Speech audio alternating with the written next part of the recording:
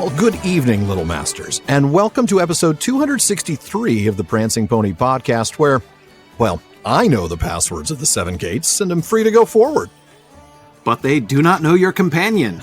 Guess I should introduce myself. Pull up a bench in the common room and join us, folks. I'm Corey Olson, the Tolkien professor, and I'm here with the man of the West, who had better vouch for me before the seat of Denethor, Alan Sisto.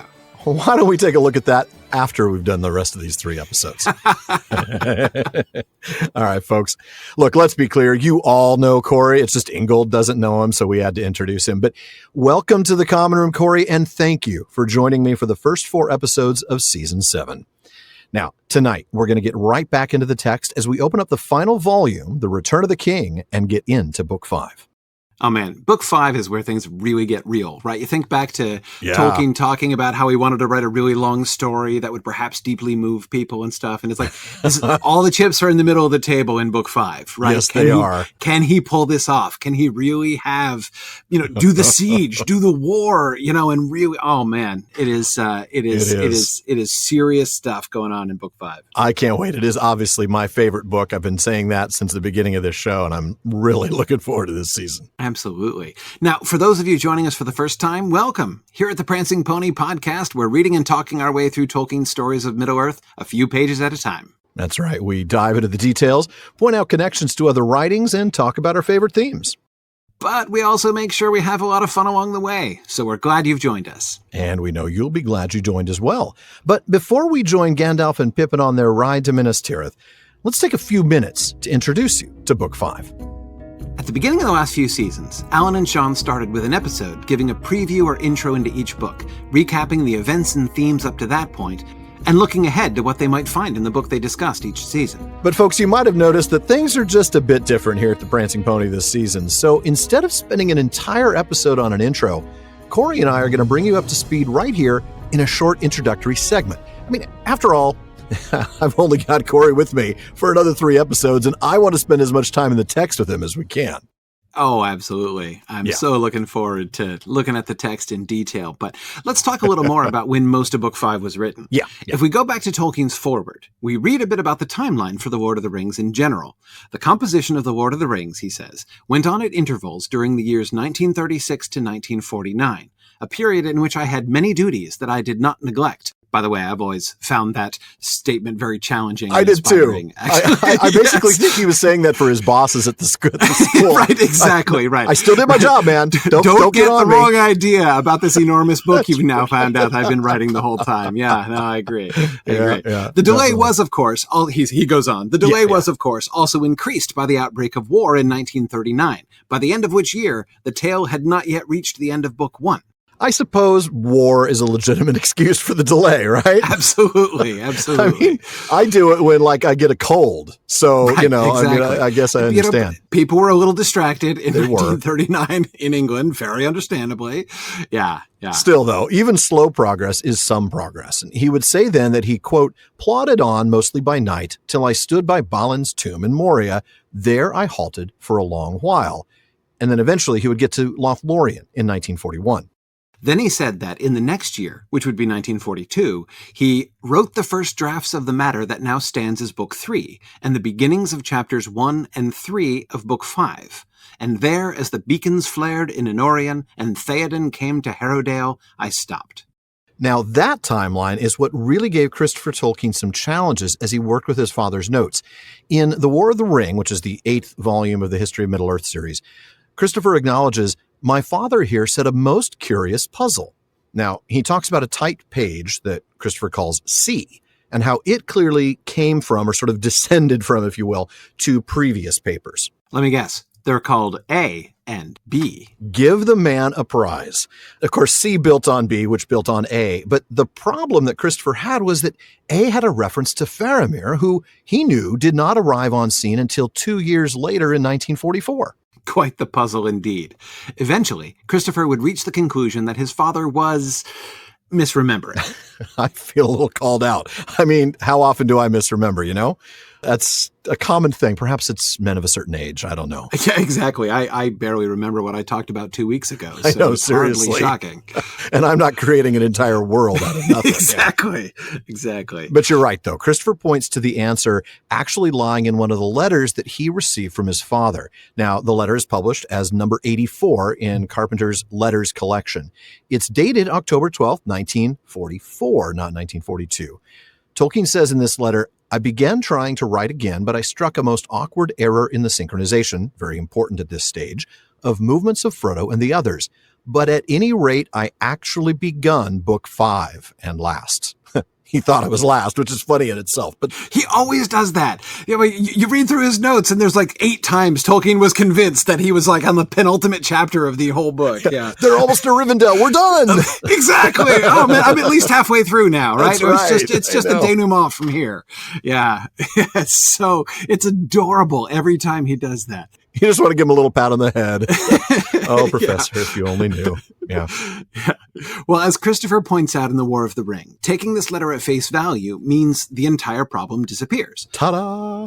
Exactly. So just if you replace that, what he remembered as the date with this, then we don't have a problem anymore. That's right. Which also goes some way to explaining letter number 91. Written on November 29th, 1944, where Tolkien writes to Christopher explaining that some of the opening bits of Book 5 have been written or sketched. Mm-hmm. After all, it seems to have been sketched just the month before. Exactly.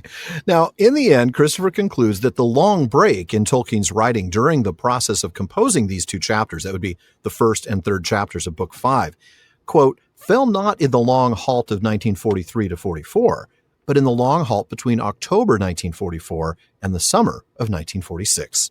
But he sure did sketch it out in 44. Oh, yes, he did. Check out this summary that he gives Christopher in that letter. And by the way, I love Tolkien's plot summaries. I know, they're great, aren't they? It's my favorite part of the history of the Lord of the Rings volumes of the history of Middle-earth, whenever he projects like what's coming. And of course, you can see in it so much of the story that's about to come. And then a bunch of things which like, oh, I want that, are not there. Yeah, and he changes his mind about it. So much fun.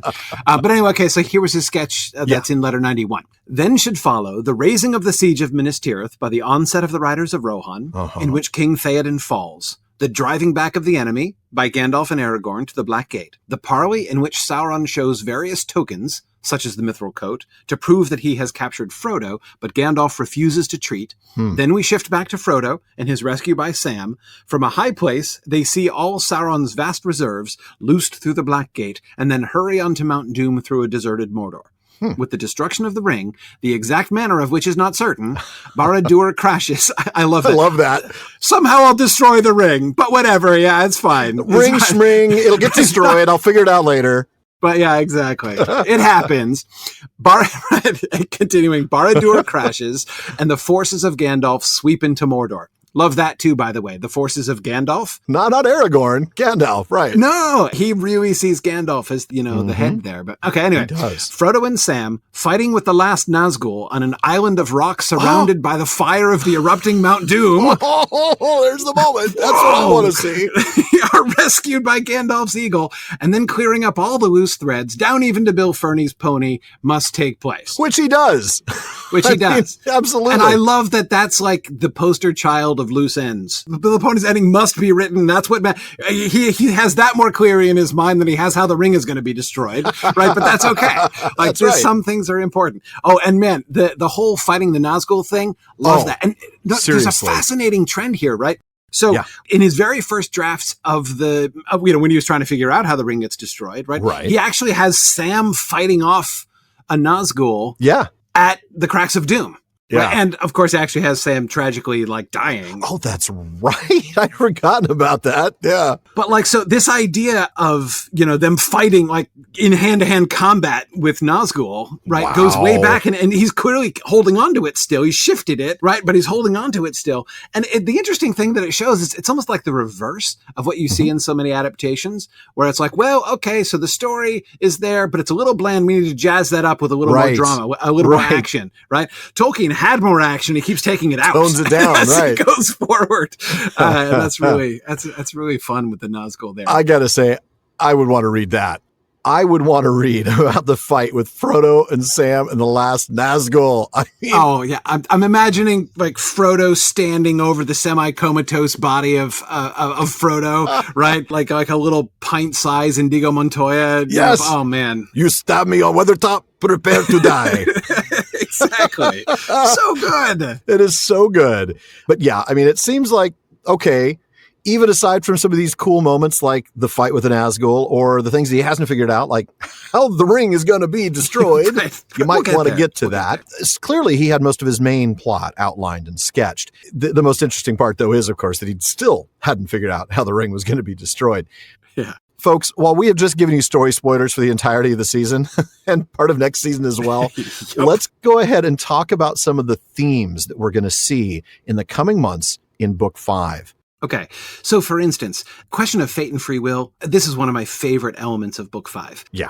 One of the things that we see so often in Tolkien is how he, on the one hand, gives this indication that providence is at work. Things are being manipulated by some higher power, and yet that has no impact. Like it does not change the fact that people's choices really, really matter, right? Exactly. And to me, the wind from the sea and both like what the Rohirrim are doing in their ride and what Aragorn and his people are doing, like all of those things, you can't say that like this was just a Deus Ex Machina end of the battle. It has everything to do with their choices. And yet, without the way that circumstances are being coordinated like this, it could not have had the way those things go together. Man, it's so beautiful. It's a both and, right? It's absolutely. I mean, I think we, often want to say it's either this or it's that, but in Tolkien, it is almost always both, Exactly. And there's a lot of that certainly in Book 5. One of my favorite themes that I often come back to in the Legendarium is hope and despair. And boy, we see it highlighted in this book more than any place else, I think. I mean, that contrast between Denethor and Theoden in particular. Oh my goodness. And of course, the Theoden moments of hope are more pulled from Book 3, but we see them kind of come to fruition here, right? As he leads his people into battle and as he faces what will end up being his doom, his fate. And Denethor, the complete opposite in terms of how he faces these challenges, the despair that he goes swimming in, really. I mean, he just dives into this despair. He does not seem to fight it. And I think that's the saddest part. I mean, Denethor is such a rich character. It really is tragic. I've long thought that Denethor is one of the most sensitive and thoughtful depictions of despair that I know of in literature. Yep. I mean, he's like my go-to illustration of what despair does to you, how it can build. How it eats you from the inside, too. Right. Absolutely. Absolutely. And how even his own strength and resolution are worked against him. I mean, Denethor is a great figure. I mean, he is a powerful figure. It's easy to miss the fact that Denethor, he succeeds better than Saruman, in resisting the influence of Sauron through the Palantir. And yet we see him get poisoned, in this other way and have that turned against him. It's I find it very heartbreaking. Moving. Yeah, I really agree. Is. And no disrespect to John Noble, who acted the part that he was given incredibly well, well that we all imagine him as Denethor. But the screenwriters didn't quite do the book Denethor justice. And I'm not trying to be too hard on them because, we've talked about the films 1,000 times, but they don't get that delicacy, that nuance. And I think it's going to be an exciting chance for us to really dive deep into that. Yeah, for sure. Death and immortality. I mean, there's a lot of death. Yeah. We don't get a lot of the, elven human sort of contrast in here, but we do get a lot of how men face death, don't we? Yes. Theoden and Denethor come to mind, but even Éomer, when he realizes this is it, and fantastic. Well, and you want to talk about death and immortality. What about the army of the dead? Right. So there you are. Right, right squarely in the middle of that binary, isn't it? Absolutely. We'd really like that death part if we could, please. Yeah. Right. Exactly. Yeah, that is really true. But how death is faced as well. And even thinking about the decision in the end that the captains are going to be making in the last, in the last debate at the end. Yeah. Even that has to do with like, what are we meant to do with our lives? What is the point of our lives, and how we're only in this temporal period, right? We have this limited time, but we're responsible for these things down the road as if we were elves and dealing with immortality. We have to think about our future as a race, as a people, not just as individuals. You're right. Exactly. That's very much at stake there. We can even hear some echoes of a similar kind of thing in, Faramir versus Denethor's perspective on, what they should do in the initial defense and things. It's, not to mention, of course, obviously, the issue of the ring itself. And how that comes in with Denethor. But I agree. This is, we don't see, people aren't going to be talking about immortality explicitly. No. It's not raised as an issue. And if you think, I never really thought about it this way, but Book 5 is really a very human-dominated story. I mean, we get Legolas in it, though we hear very little of what he does, only sort of at secondhand in a sense, or after the fact. As he retells part of the Army of the Dead story, Exactly, right. But we are not kind of accompanied by that elvish perspective, which we get, reminders of it. Even throughout the Rohan story, Legolas is there, and often will chip in a way that reminds us of, his very different way. Oh, yeah, that's right. We have an immortal here with us, right? Yeah. Right, exactly. Like his comments on how it was a mere 500 years ago, that Rohan was settled, right? For instance, just 500, yes. That's almost absent, right? We're almost thoroughly immersed in the human perspective throughout Book 5. And I think that in itself really kind of serves as a really interesting context for what we get. That's an excellent point. Now, the on-fairy story themes that we've talked about are huge here. This is the place for eucatastrophe, right? I mean, we talk about recovery, escape, consolation, but hello, eucatastrophe. Oh, my goodness. That's what Book 5 is at the end. It's one after the other, and it's fantastic. Absolutely. I don't think that comes as a big surprise. We're going to see plenty of that. We're also going to see plenty of those Beowulf themes we've talked about, the idea of the backs against the wall. I mean, that's what a lot of Book 5 is about. That's what the Battle of the Pelennor Fields is.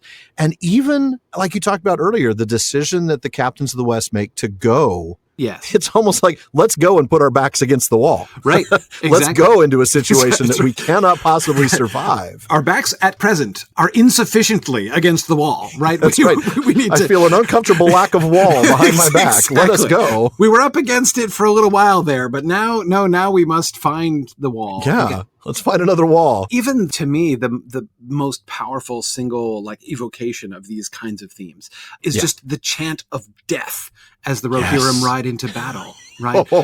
Death take us all, ride now to ruin and the world's ending. Oh my goodness. I'm getting goosebumps just thinking about that moment. Me too. That's one of my all-time favorite moments in the entire Legendarium is that charge. Yes. And the description of Theoden being like Orome. Because of course, what a textual ruin that was when the book was first published. Yes. But we're going to get there in due time. Still not quick enough, but we'll get there. That's right. Absolutely. If you're with me the whole time, we'd get there in about 4 years. Well, 4 would be ambitious, but yes. Yeah, it'd be a while. Only if we're in a hurry, right. I suppose. But I guess.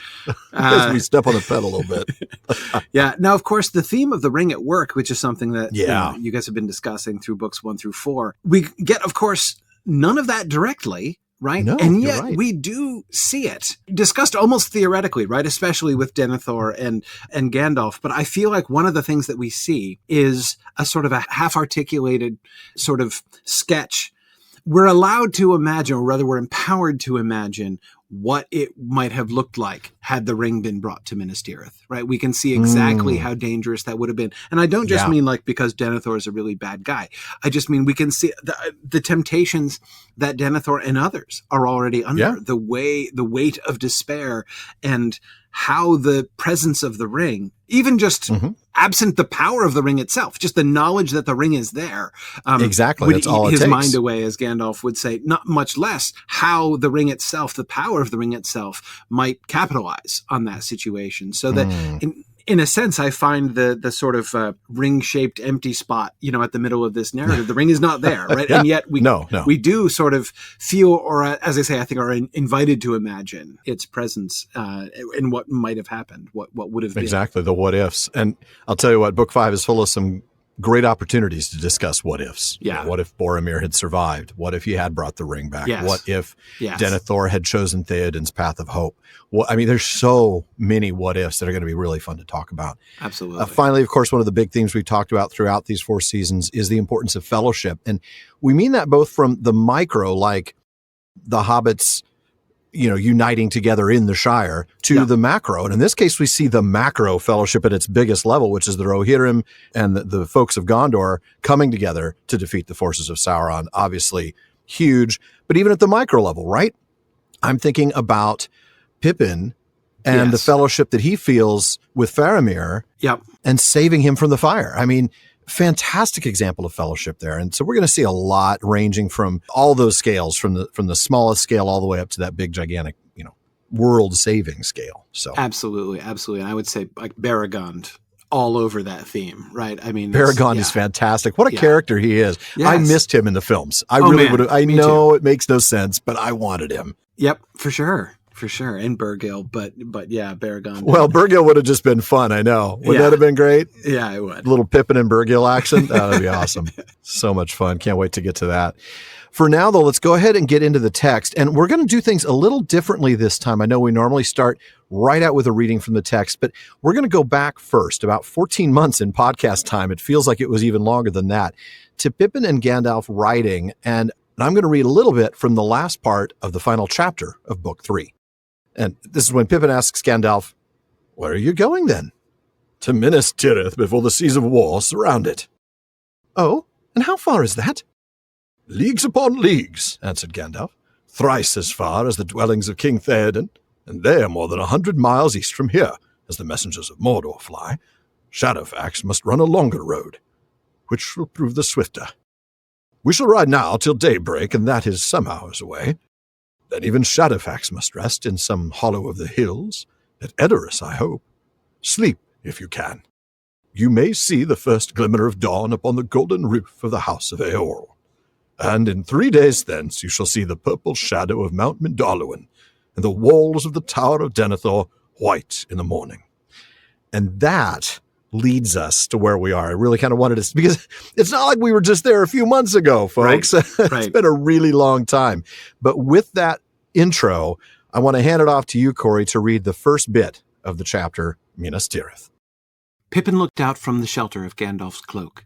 He wondered if he was awake or still sleeping, still in the swift-moving dream in which he had been wrapped so long since the great ride began. The dark world was rushing by, and the wind sang loudly in his ears. He could see nothing but the wheeling stars, and away to his right, vast shadows against the sky, where the mountains of the south marched past. Sleepily, he tried to reckon the times and stages of their journey, but his memory was drowsy and uncertain.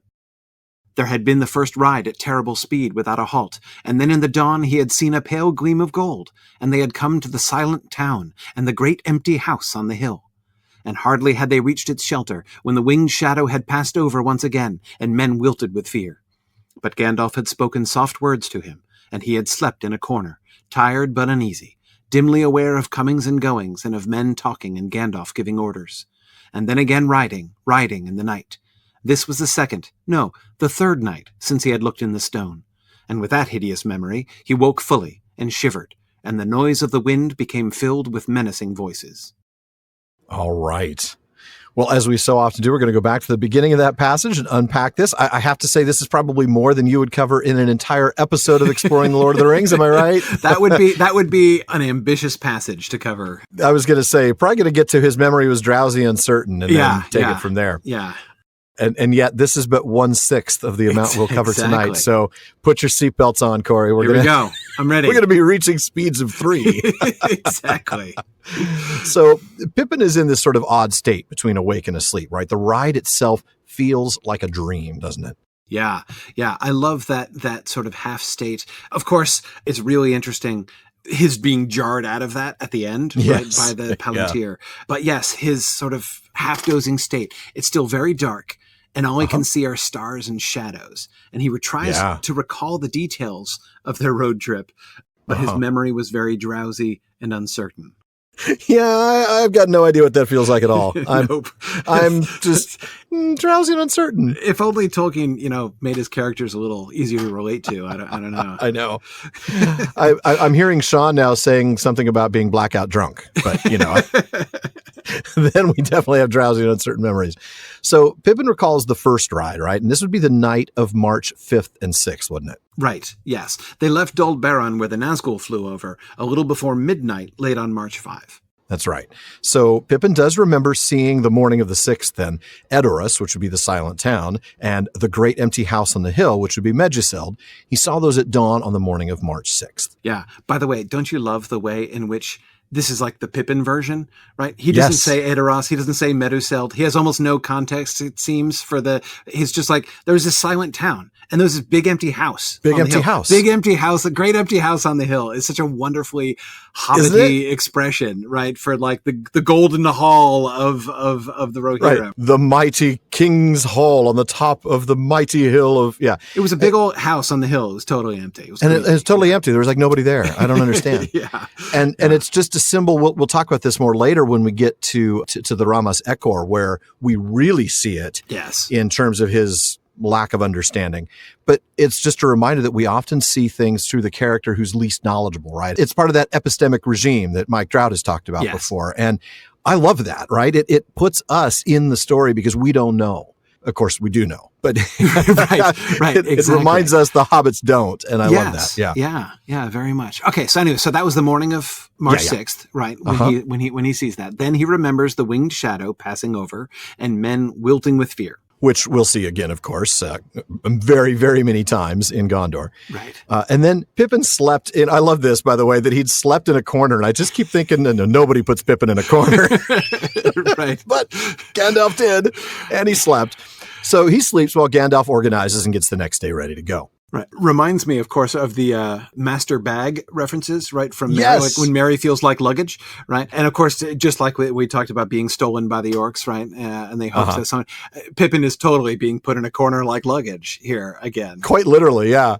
Anyway, okay. So then he has the next ride through the night, which is on the night of March 6th and 7th. And then he realizes that it's been 3 nights since he looked into the Palantir. Though again, he's uncertain. No, 3 nights, right? Yeah, that's a good point. And so since that was the 5th, this must be the night between March 6th or March 7th and 8th, rather. Right, exactly. And let's go ahead and use this time then to take a look at the Great Ride. There's a lot of detail here that we want to have some fun with. All right, so we're going to take a look at the timeline because now we have new toys. We have access to a new resource, folks. You know, we've talked a lot about scheme on this show, and I tell you, that's actually one of the emails we get all the time. What is this scheme? You know, Hammond and Skull give us glimpses of it in their Reader's Companion, which is one of the reasons why we love that resource so much. But now we've got our hands on the full chronology of the Lord of the Rings, thanks to William Cloud Hicklin and a special supplement issue to Volume 19 of Tolkien Studies. And if you're interested in that sort of thing, and of course you are, since you're listening to the Prancing Pony podcast, this is something worth getting your hands on. We'll make sure to put a link to it in the show notes, but you can find it by simply looking up Tolkien Studies Journal and go from there. That's right. Now that we're looking at the full chronology, we're going to go to March 5th and start all this out. Tolkien writes then, camp at Dol Baran. Pippin looks in Orthanc Stone and sees Sauron. Nazgul passes over on way to Isengard, about 11 p.m. And then he goes on, Gandalf and Pippin start out on a great ride to Minas Tirith. The entry for March 6th reads, Gandalf and Pippin sight Edoras at dawn, 139 miles, between 11:30 p.m. on 5 March and 7:30 a.m. My goodness, that's a lot. That is a lot. That is a lot. So they traveled 139 miles in, 8 hours? 8 hours. 8 hours, right. Okay. With some breaks, as we'll find out later, Yeah. Remain at Edoras during the day, proceed at night, and rides on with pauses during the night 6 to 7. Right. Now, a couple of notes to this from Hicklin. First, he points out that even though Gandalf tells Pippin back in Book 3 that Shadowfax is running now as fast as the swiftest horse could gallop, but that is not fast for him. The fact is, he's not actually running very fast. He's doing 17 miles an hour, which honestly isn't all that fast for a horse here in the primary world over a short distance. And that's the key because, as Hicklin points out, it's 140 miles from Dol Baran to Edoras. Maintaining that pace for 8 hours is a supernatural performance.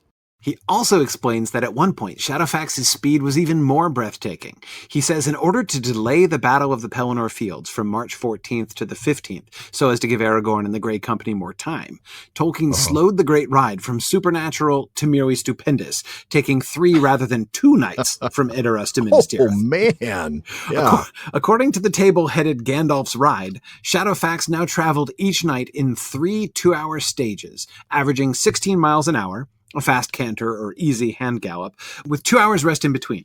covering 96 miles every 24 hours. 300 miles in 3 days is just at the edge of the capability of a real-world endurance racing horse, whereas the original 2 days would be impossible. Wow. Now, I'm going to have to take Mr. Hicklin's word on that. I don't know any real-world endurance racing horses. Me neither. I know that we have listeners who would be able to answer this for us. So, Debbie, if you're listening, please feel free to send in an email. Exactly. Well, and I will say this is a really interesting example. We see Tolkien is balancing so many, with all of his different plot lines. Right. He's balancing so many things, and he spent so much time tinkering with this chronology. I've got to add a day to this, and so I've got to, and that had narrative impact. He'd go back and change the story in order to make it fit. And so there were a bunch of things. Like I think you can see the reference to that we were just quoting about running as fast as the fastest horse could ride. I think is clearly a relic. That's how Tolkien imagined it, right? From the 2-day version. The 2-day version, right? Yes. Which would have been real Shadowfaxian supernatural. 150 miles in a single day? Yeah. For 2 days in a row? Yeah. But then, so there was a trade-off. He ended up having to make Shadowfax's ride less impressive in order to make everything else work out. Still impressive to me, but yeah, you're right. It's still fine, yeah. It's not out of this world like, wow, that's just not possible. Yes. You know? Yeah. Can you tell, by the way, that the chronology is going to be one of my favorite resources this season? Is it obvious yet? Because I'm going to love it. It's absolutely great. And one of the things I love about it, folks, is not only do you get the notes that Mr. Hicklin puts together, but you actually get the visual of Tolkien's handwriting. Like there are scans of the actual notes. So you can see how Tolkien created his own little Excel spreadsheet with the timelines. Yes. And then Hicklin goes ahead and helps you actually read the writing because it is, for the most part, illegible. You even get to see where he crossed things out, where he put things in later. And it really is just such an insightful thing in trying to assemble the timeline. So I'm looking forward to that. Absolutely. So quickly, the entry for March 7th is G and Pippin ride 96 miles from Edoras, rest and hide. Ride on at night. Very good. We'll get to the March 8th entry after our next reading. Indeed, we'll actually get to our next reading after the break.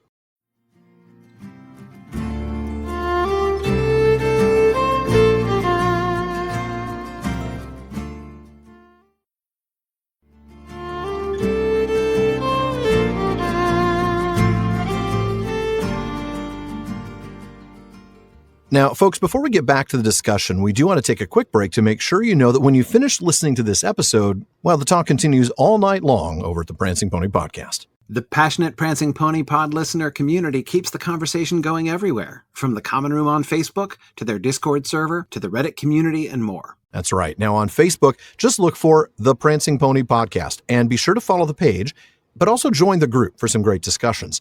Now, if you want to be a part of our very active Discord community, you're going to want to check out patreon.com/prancingponypod to join the fellowship of the podcast and enjoy live episode recordings, Discord hangouts, and a lot of other fun stuff. You can also find the PPP on Reddit at r/prancingponypod and on Twitter and Instagram at prancingponypod. And please be sure to check out the Rings of Power Wrap-Up. Now, that's my new podcast with Sarah Brown and James Tauber, where we discuss, analyze, and speculate all about Amazon's television adaptation of J.R.R. Tolkien's Middle-earth. Alan, James, and Sarah take deep dives into the lore behind the show. Or, the lore that should be behind the show. Talk about themes and characters and much more. So look for the Rings of Power Wrap-Up and subscribe wherever you listen to podcasts. And check at Rings Wrap-Up on social media for more. Okay, let's get back to the text. A light kindled in the sky, a blaze of yellow fire behind dark barriers. Pippin cowered back, afraid for a moment, wondering into what dreadful country Gandalf was bearing him. He rubbed his eyes, and then he saw that it was the moon rising above the eastern shadows, now almost at the full. So the night was not yet old, and for hours the dark journey would go on. He stirred and spoke. "Where are we, Gandalf?" he asked. "In the realm of Gondor," the wizard answered. "The land of Anorion is still passing by."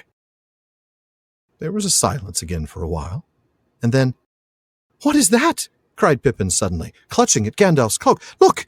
Fire! Red fire! Are there dragons in this land? Look, there is another." For answer, Gandalf cried aloud to his horse. "On, Shadowfax! We must hasten. Time is short. See, the beacons of Gondor are alight, calling for aid. War is kindled.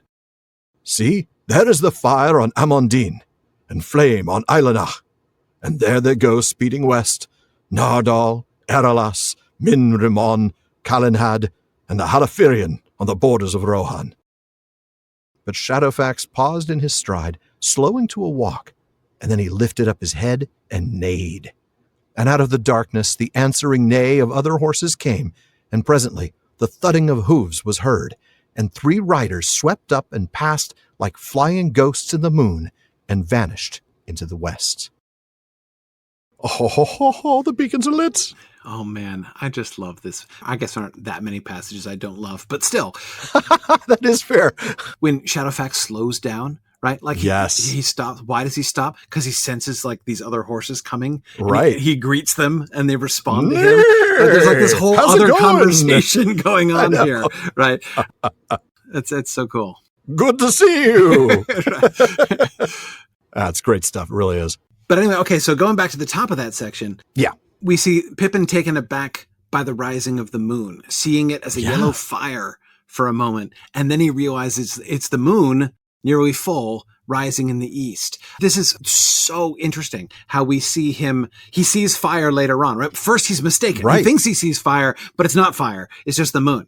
Right. But then he sees fire and it's actually fire. And now he's, and then he thinks it's dragons. Exactly. So he was sure there was something wrong here. There was definitely some fire, but that he first mistakes the moon for fire is, I think, both a sort of an indication of kind of the headspace that he's in, the fogginess, right, of his own brain, right, as well here, and the kind of associations. Oh, absolutely. I mean, he's been on horseback now for 3 days. Yeah. He's very lost, very confused, doesn't know where he is, quite literally. And he's confused in a number of other ways. I mean, the last substantive thing he's done is touch the Palantir. Yes. And directly speak with Sauron. This is a bad thing.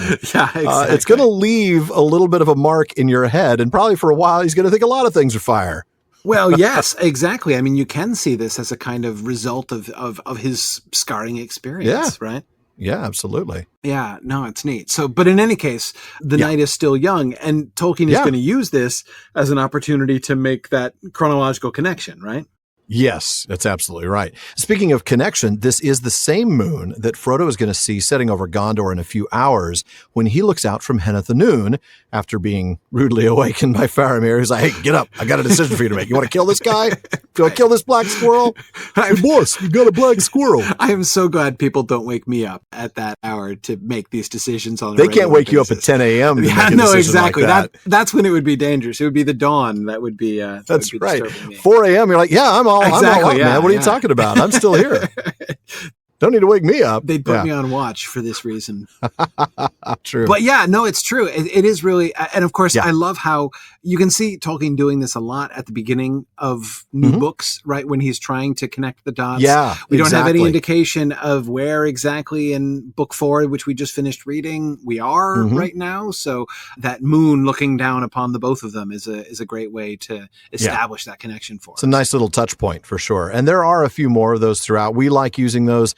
Usually that prompts a Meanwhile Elsewhere in Middle-earth intro segment. Right. Which I'm sure we'll do later. But this time around, obviously being the first one out of the gates, we wanted to do an intro to the book. But so, he sees the moon and starts to stir. And of course, being Pippin, decides that the next thing he should do is start asking Gandalf questions. And he starts with the obvious one. I'm not going to blame him for it, right? I mean, he is Pippin and we poke fun at him. But this is a reasonable question.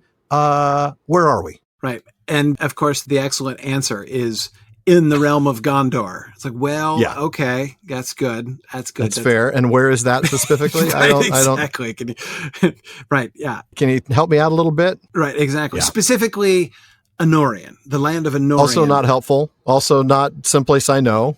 Right, exactly. And nor is Pippin, there was a big empty house up on the hill, likely to attach very much to that statement. Yeah, we're in the land west of Minas Tirith. You remember where Minas Tirith is. You probably saw that spot on the map. We're heading that way now. Exactly. There's a big river. We're kind of to the left of it. That's sort of exactly. where we are. I don't know. There are mountains to our south. And okay, Mister, I didn't pay attention to maps. How am I supposed to answer that question? Right. I know. He should have looked more at maps when he was in Rivendell. Remember, that was his whole thing. He didn't take a look at them. Exactly. But of course, what it does is it prompts us to look at the map. at the front of the book. Because if we look at the map in the front of the book, then we will know, right? So this is kind of a like, don't be like Pippin moment, right? There are a lot of don't be like Pippin moments. That's right. Exactly. I now foresee an entire series of T-shirts of, right. Pippin doing various things that are just silly. And don't be like Pippin. Don't be like Pippin. Yeah, it's like a public service announcement. Exactly. Yeah. But anyway, so Pippin then spots fire and wonders if there are dragons in this country, which is really so like, okay, this is a really, really fun thing that goes way back, right? There's like 2 other textual touch points that we can see way back to chapter 1 of The Hobbit, right? When Bilbo is having his like fantasy inspired by the dwarf poetry, and then he sees a fire out on a hilltop and imagines that dragons are coming and invading, right? And this snaps him out of his little fantasy, right? But then again, Frodo has an almost exactly the same thing. Like when he talks about being impatient with the Shire and how he'd often wished that, he'd often thought that an invasion of dragons would do it good, right? Yeah. So this whole like little tough love. Yeah, exactly. Quite tough in that instance, right? Flaming love. Yes. I was going to add to that, but I think I shan't. I think I'll just curtail that line right there. Right there. Anyway, all right. Anyway. Very few people can do this, folks. Somehow I managed to get Corey Olsen to actually stop making a point, which I don't know that I've ever done before, so don't count on it happening again. Anyway, but to get back to the text, this idea of like this fantasy of dragons must be invading, like, this imagination of dragons invading and setting fire to hilltops is like a thing. Now, Pippin immediately goes there. Like, oh, mountain on a hilltop must be a dragon, right? Must be. And now I can't get Trogdor out of my mind. Exactly. I'm burninating the countryside. I was thinking that too, which I think shows that it has Hobbit roots, that whole concept. Strongbad might actually be a Hobbit. I mean, he is shorter than everybody else. Yeah, I think that's we can see the derivations there. There's probably a textual link, a corrupted version of the Red Book, which ended up in, probably in Strongsad's library, and thereby Trogdor. Oh, this is great. Somewhere in there, Tolkien must have written something about consummate V's. That's exactly. For sure. V's. Yeah, that's it. But anyway, so it's the natural thing. Fire on a hillside, obviously. Dragons. Exactly. It's got to be dragons. Yeah, for sure. Alas, though, there are no dragons. The other fantasy author is too busy. That's right. Which is probably just as well. Probably, yes. Instead, of course, what we have is the beacons of Gondor lit. Yes. Because war is kindled. And of course, you love his adaptation, right? He takes the literal fire and makes it into a metaphor, right? War is kindled. War is kindled. I thought the same thing. Yeah. What a beautiful turn of phrase there. It's not war has begun or the war is underway. War is kindled. And again, that being a reference to fire, which I just absolutely adore that. It's subtle, but wonderful. Yeah. So, and this is where Gandalf then names the Beacon Mountains. Yeah. Exactly. Right. Now, Hammond and Skull in the Reader's Companion do us a really huge favor by explaining that on reading this about the beacons being lit, almost every English man, woman, and child would immediately be thinking of the beacons lit in 1588 to warn of the approach of the Spanish Armada. Well, of course. Naturally. I'd like to say I knew about that. What about you? No, I didn't associate beacons with that, but I think I might have heard that story at some point, but it's certainly, look, the Spanish Armada is definitely one of those things.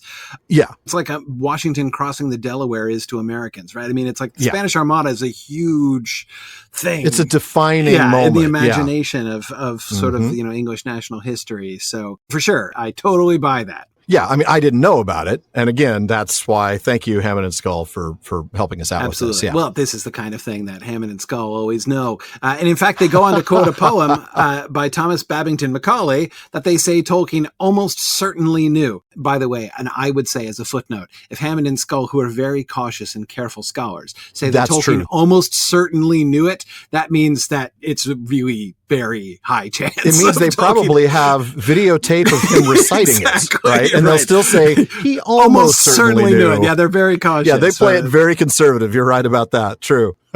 So this poem recounts the beacons, and we can see a kind of a similar pattern here. Here's from Macaulay's poem. Ooh, you're going to read a poem. I love it. Go for it. Till Belvoir's lordly terraces the sign to Lincoln sent, and Lincoln sped the message on o'er the wide vale of Trent, till Skiddaw saw the fire that burnt on Gaunt's embattled pile, and the red glare on Skiddaw roused the burghers of Carlisle. The burgers of Carlisle. And that's not cheeseburgers, No, not folks. cheeseburgers. That's the leaders of the town. Burgers with an H after the G. Exactly. Want to make sure y'all get that right, because I don't know that we've used that word on the PPP before. No. Now, of course, look, beacons have been a way to warn others and call for help for centuries upon centuries. In the 8th century, Constantinople, not Istanbul, as they might be giants will remind you, was warned of a Saracen invasion by 8 beacon fires. And of course, beacons even show up in Homer's Iliad. So there's a long history of the use of beacons, certainly pre-cell phones. But what about these beacons? Well, in Unfinished Tales, in the story of Cirion and Eorl, there's a footnote where Christopher explains, it is said elsewhere, in a note on the names of the beacons, that the full beacon system that was still operating in the War of the Ring can have been no older than the settlement of the Rohirrim in Caernarvon some 500 years before, for its principal function was to warn the Rohirrim that Gondor was in danger, or more rarely, the reverse. That makes sense. Now, in a later footnote in that same essay, we read specifically of the individual mountains first that Amundine, the Silent Hill, was perhaps the oldest, with the original function of a fortified outpost of Minas Tirith from which its beacon could be seen. Eilenach is also mentioned in that same footnote, footnote 51, if you want to look it up yourself. It is identified as probably an alien name, not Sindarin, Númenorian, or common speech. It was the highest point of the Druidon forest. It could be seen far to the west, and its function in the days of the beacons was to transmit the warning of Amundine. Okay. Well, then we get Nardal, which means fire hilltop, and that's described as on the end of a high ridge, originally part of the Druidon forest, but long deprived of trees by masons and quarriers who came up the Stonewain Valley. Nardal was manned by a guard who also protected the quarries. It was well stored with fuel, and at need a great blaze could be lit, visible on a clear night even as far as the last beacon, Halaphirion, some 120 miles to the westward. For Erelas, we have to look to the Index of Unfinished Tales, where we read that the name is Sindarin in style, but has no meaning in the language, and is probably a pre-Númenorian name.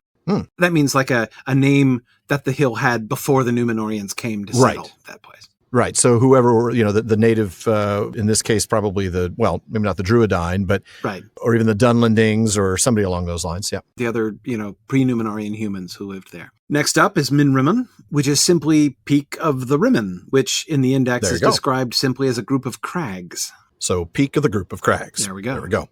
Which really is disappointing because Minrimon is just such a cool name. Yes. You want it to be some mighty thing. Oh, peak of a group of crags. Okay. All right. Never mind. Isn't that often the case with Tolkien's names? I know. When you hear them. I know.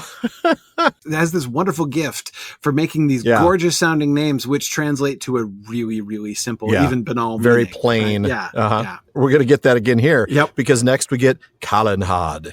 The index says that the name probably meant green space. Yep. With reference to the flat turf-covered crown of the hill. But then we get my favorite, the Halaphirion.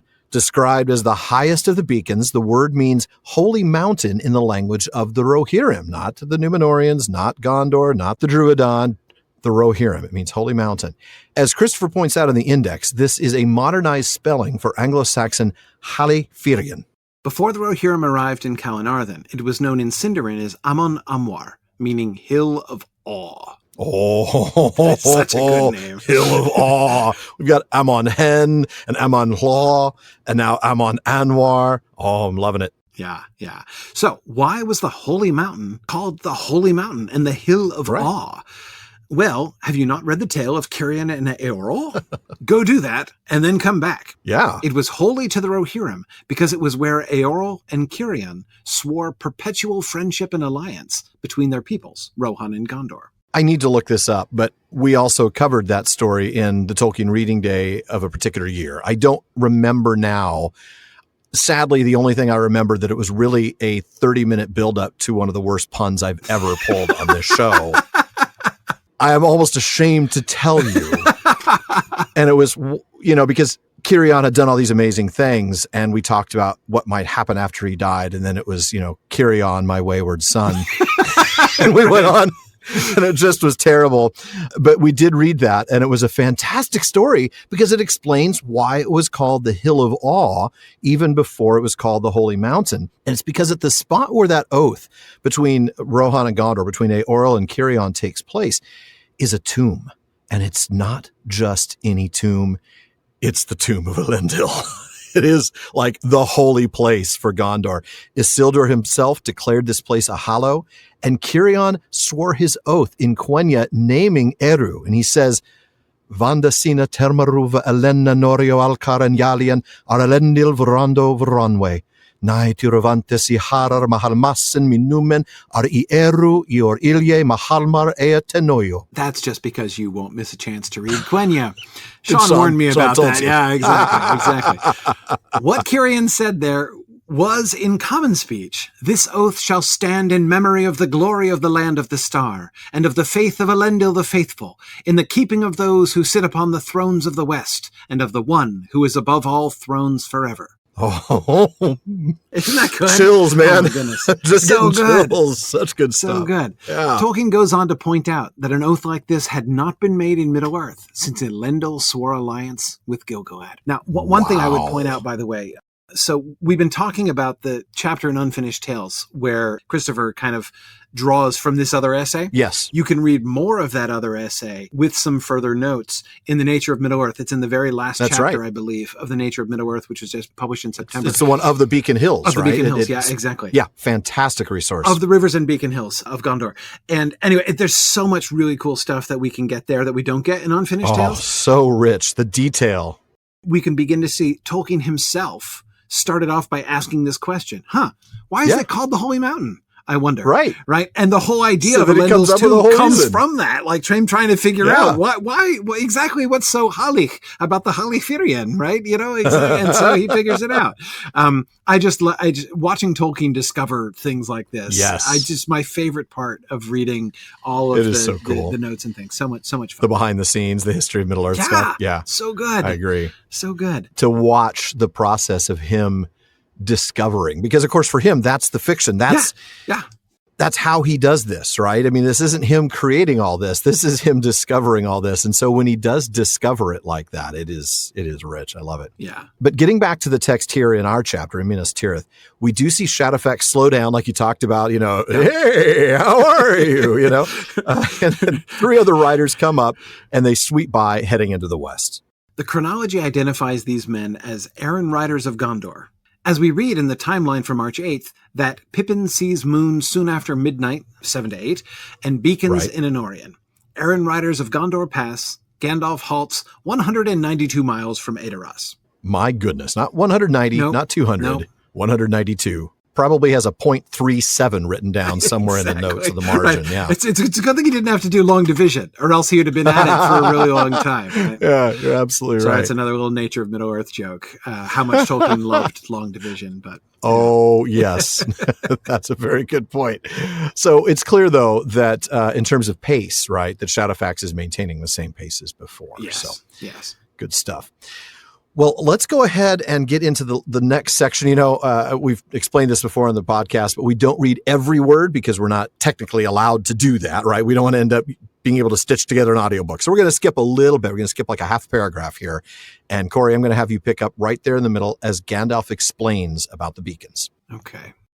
It is long since the beacons of the north were lit, he said, and in the ancient days of Gondor they were not needed, for they had the 7 stones. Pippin stirred uneasily.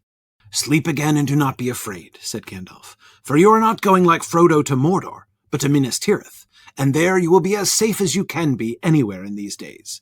If Gondor falls or the ring is taken, then the Shire will be no refuge. You do not comfort me, said Pippin, but nonetheless sleep crept over him. The last thing that he remembered before he fell into deep dream was a glimpse of high white peaks, glimmering like floating isles above the clouds as they caught the light of the westering moon.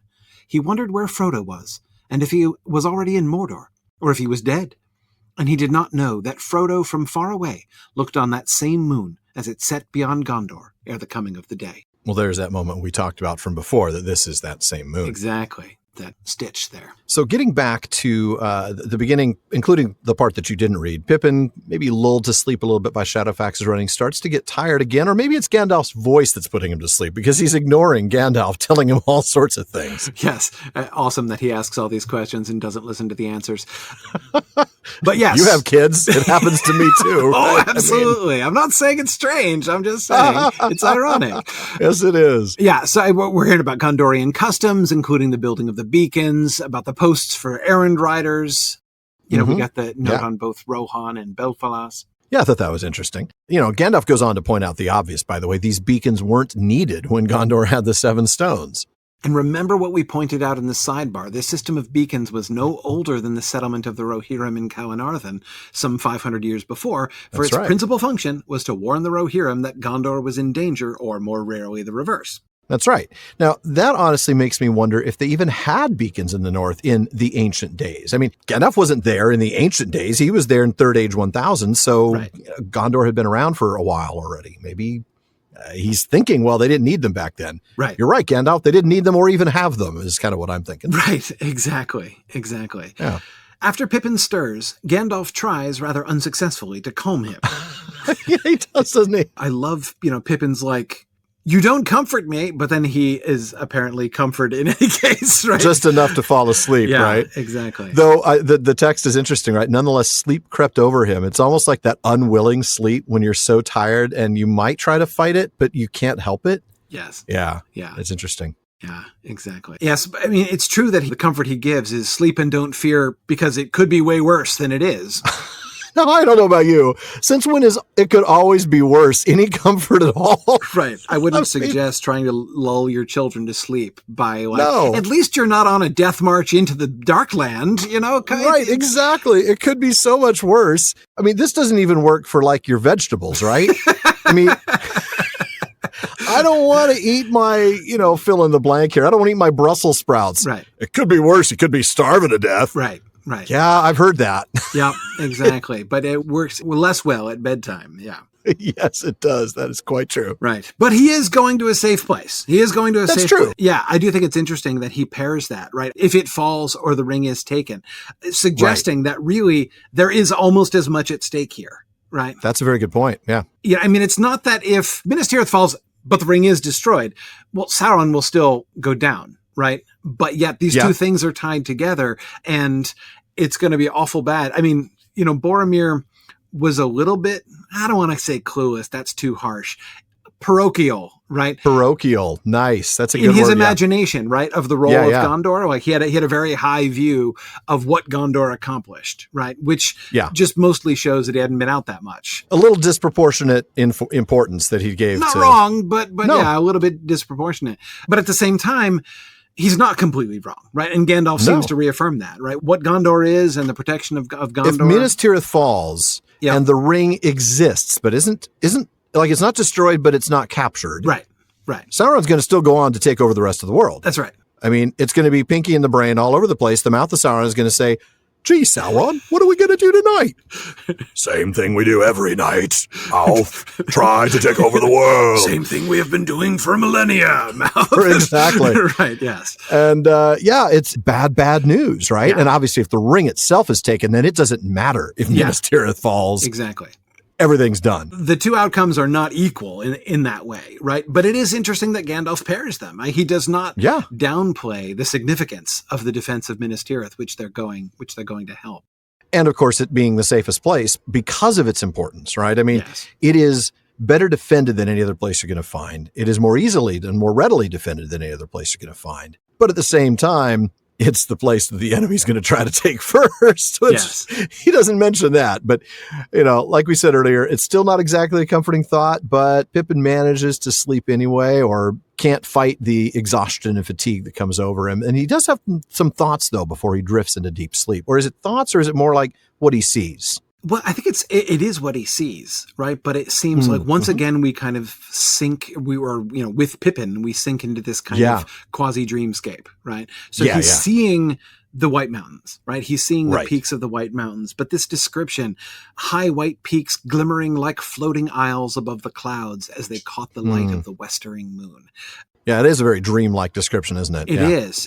Floating isles in particular. And the floating isles. It seems to me a very almost Valinorian image, right? The hidden isles, like the Enchanted Isles. The Enchanted Isles, yeah, exactly. The westering, since we're westering there, I know it just means it's getting late in the night. Literally, it's moving in the west. Yeah, even if it's not trying to conjure that or reference that or be a metaphor for that, it certainly is evocative of that. Yeah. Which certainly his readers would have had no idea about any of that. So that could, but yet that sense of magic, this sort of almost fairy otherworld, the sort of the transformation of the world around him, not unlike what his view of the moon. Right. And looking at, it's this huge fire, like he's seeing big ball of fire, right? What is behind the moon, which you think about the mythic significance of that, right? Like that's true. Tilion and the moon and the last of the light of Telperion. Exactly. Yeah. So there's a sense in which on the one hand, he's fantasizing, semi-dream state in both cases. And yet there's also, I don't know, perhaps a sense of like seeing behind the mundane things to something which is, which is also there, which kind of lurks behind them and which he doesn't normally see in his normal waking vision. That's a good point. Good catch. Anyway. Listen to me. Hey, good catch, Tolkien professor. I mean, every once in a while I drop back into my, me and Sean, the two guys that are just, Tolkien fans. And then every once in a while I'm reminded I'm talking to you. So, man. No, I'm just making stuff up right now. Well, just associating. This is what I do. I love. Right. No, it's free form. Pausing and thinking about these sentences. This is why I take 2 hours to talk about a paragraph, because these are exactly the kinds of sentences that when you're reading just tend to roll over you. Right.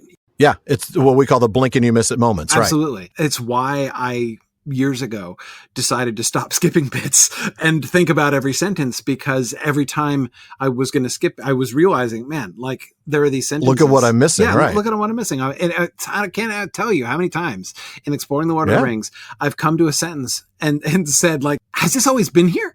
It's right. This sentence. I've read this book 100 times. And I don't remember this sentence before. Yeah. It's real. And this is actually an example. I would not have. It's kind of a fun game to start a sentence, a random sentence in the Lord of the Rings, and see if you can finish it. Right. See if you remember where it is. Right. Yeah, that's true. Even knowing where it is sometimes, if it's more of an obscure piece of the text. But this one, I would have been I don't remember what he. Would I have thought it might have been a Frodo dream? Would I have thought it might have been, very good point. Anyway, so I think that's a lot of fun there. But anyway, so then we have him, his last sort of conscious memory, right, is wondering where Frodo was, if he was dead or alive, and we're reminded about the time sink, right, where Frodo is at exactly this moment. Yeah, good stuff. Okay, so now we get to the arrival at the Ramas Echor. All right, I'm going to go ahead and pick up there. Pippin woke to the sound of voices. Another day of hiding and a night of journey had fleeted by. It was twilight, the cold dawn was at hand again, and chill gray mists were about them. Shadowfax stood steaming with sweat. Can I just stop? I don't usually stop in the middle, but once again, this is an example of why we read The Lord of the Rings aloud. Yes. Stood steaming with sweat. Yes. The alliteration is magnificent. Yes. And I've read this chapter a number of times in preparation for this episode, and until now, I didn't catch that. And you notice how he brings it to a kind of closure, right? You've got the ST, ST, and then a one-syllable word that begins with S and ends with T. Right? Yes. Yeah. Stood steaming with sweat. With sweat. So now it's done. Yeah. Yeah, that's fantastic. So good. So I'm going to read that again and this time continue, because that isn't actually the end of our passage. Shadowfax stood steaming with sweat, but he held his neck proudly and showed no sign of weariness. Many tall men, heavily cloaked, stood beside him, and behind them in the mist loomed a wall of stone. Partly ruinous, it seemed, but already before the night was past, the sound of hurried labor could be heard. Beat of hammers, clink of trowels, and the creak of wheels. Torches and flares glowed dully here and there in the fog. Gandalf was speaking to the men that barred his way, and as he listened, Pippin became aware that he himself was being discussed. "Yea, truly we know you, Mithrandir," said the leader of the men, "and you know the passwords of the 7 gates and are free to go forward. But we do not know your companion. What is he? A dwarf out of the mountains in the north? We wish for no strangers in the land at this time, unless they be mighty men of arms in whose faith and help we can trust." "I will vouch for him before the seat of Denethor," said Gandalf. "And as for valor, that cannot be computed by stature. He has passed through more battles and perils than you have, Ingold, though you be twice his height, and he comes now from the storming of Isengard, of which we bear tidings, and great weariness is on him, or I would wake him, His name is Peregrine, a very valiant man. I think, before we get into the discussion of this, that Pippin should have taken this as a hint to keep his mouth shut, because I think that's what Gandalf was trying to tell him. Is wake, wake, nudge, nudge, keep your mouth shut. Overcome with weariness, right? Overcome, Could or not I would possibly wake up right now. Yeah. I just want to point that out before we actually dive in. But yeah, all right. Yeah, for sure. No, and Gandalf is clearly in like explicit BS mode at this point. Oh, yes, he is. Right? Yeah. You know, I mean, like, come on, a great weariness is on him. Like, he's asleep, obviously, right? Like, I mean, it's a great weariness because he invaded Isengard, stormed Isengard, and like climbed up to the top of Orthanc himself. Like, what was he meant to have done? That, you know, you're right. It does imply, like, after great and mighty but unspeakable deeds, he is now overcome with a great weariness. Okay, now all I'm thinking of is, and Tulka slept.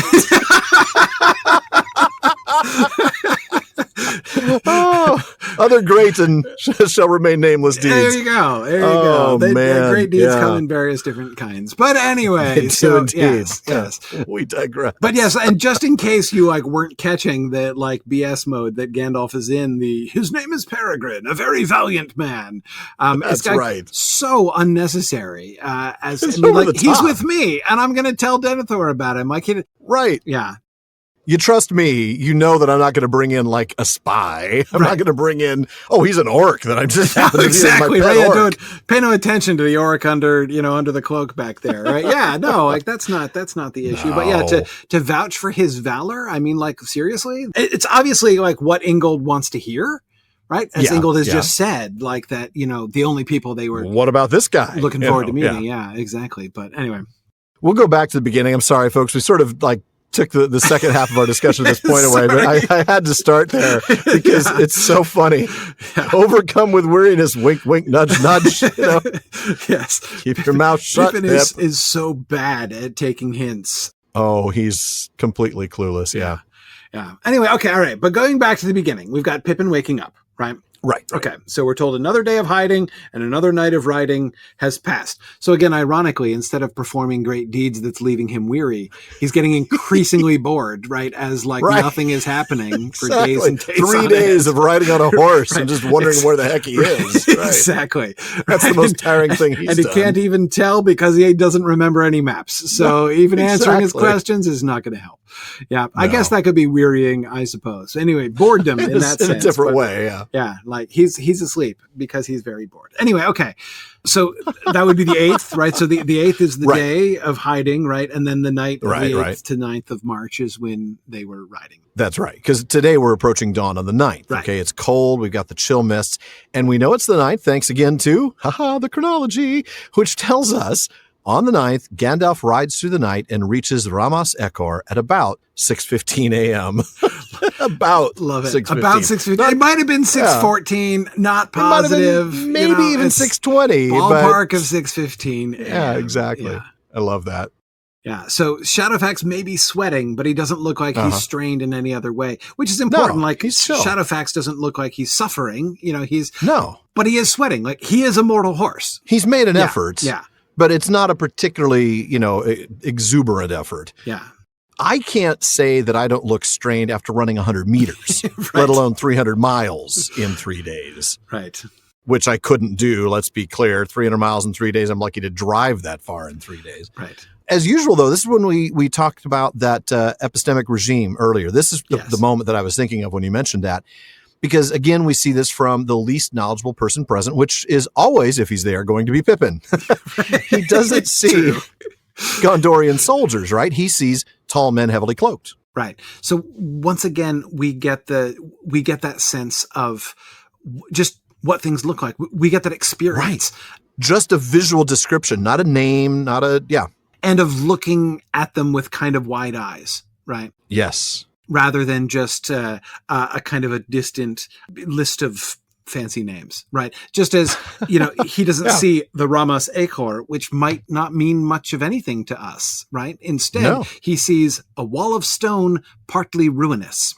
Exactly. Yeah. Yeah. So, and again, he does not observe the repairs of a wall before a battle. Like he doesn't Right. He doesn't put know it the into context. Exactly. He hears the beat of hammers, the creak of wheels. We just get that immediate sensory input. Yeah, exactly. Like I said, it's very sensory. It's a very tactile sort of way for Pippin, really, to carry the scene to us so that we can see it through his eyes as completely lost. Yes. Which we would be if we were in his shoes. Exactly. But he doesn't just give us that, right? He gives us Gandalf too. No. So like between Gandalf providing like actual information about what's happening and Pippin giving us the immediate, sort of sensory stimulus. The experiential, right. In between those two things, we as readers can put all these things together, right? We take Pippin's experience, but we can place it into the larger context. And thus, we end up knowing more than Pippin, which is not a high bar, I know, but still. Well, no, I was going to say it's, But it's one of the ways in which Tolkien kind of places that, right, in that spot. Yes.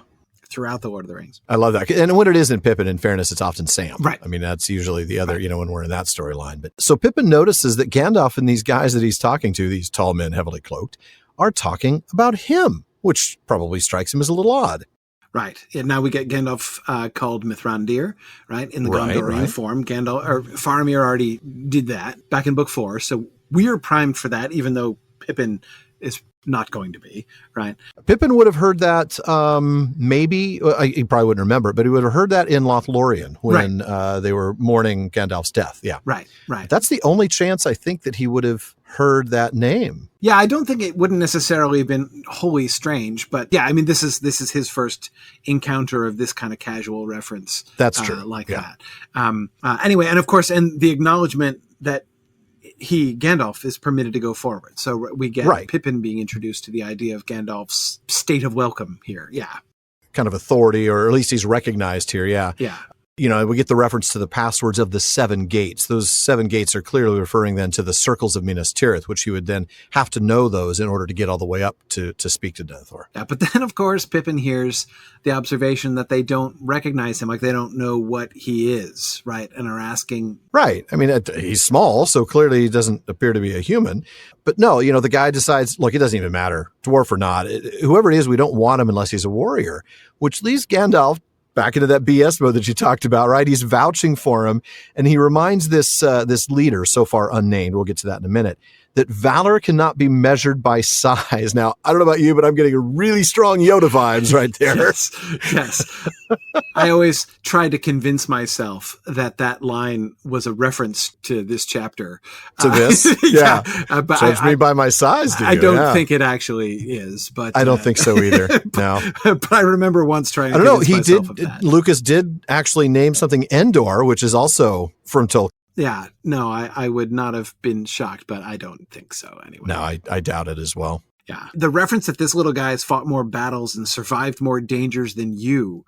Wow. I'm not sure if that's true. Well, but I mean, it depends on how sheltered Eagle's life is. Right, exactly. I mean, Minas Tirith hasn't been in battle. There have been some battles, like he might have had the opportunity, and perhaps since Gandalf last knew him, so it's a bit of a rash statement That's on fair. Gandalf's part.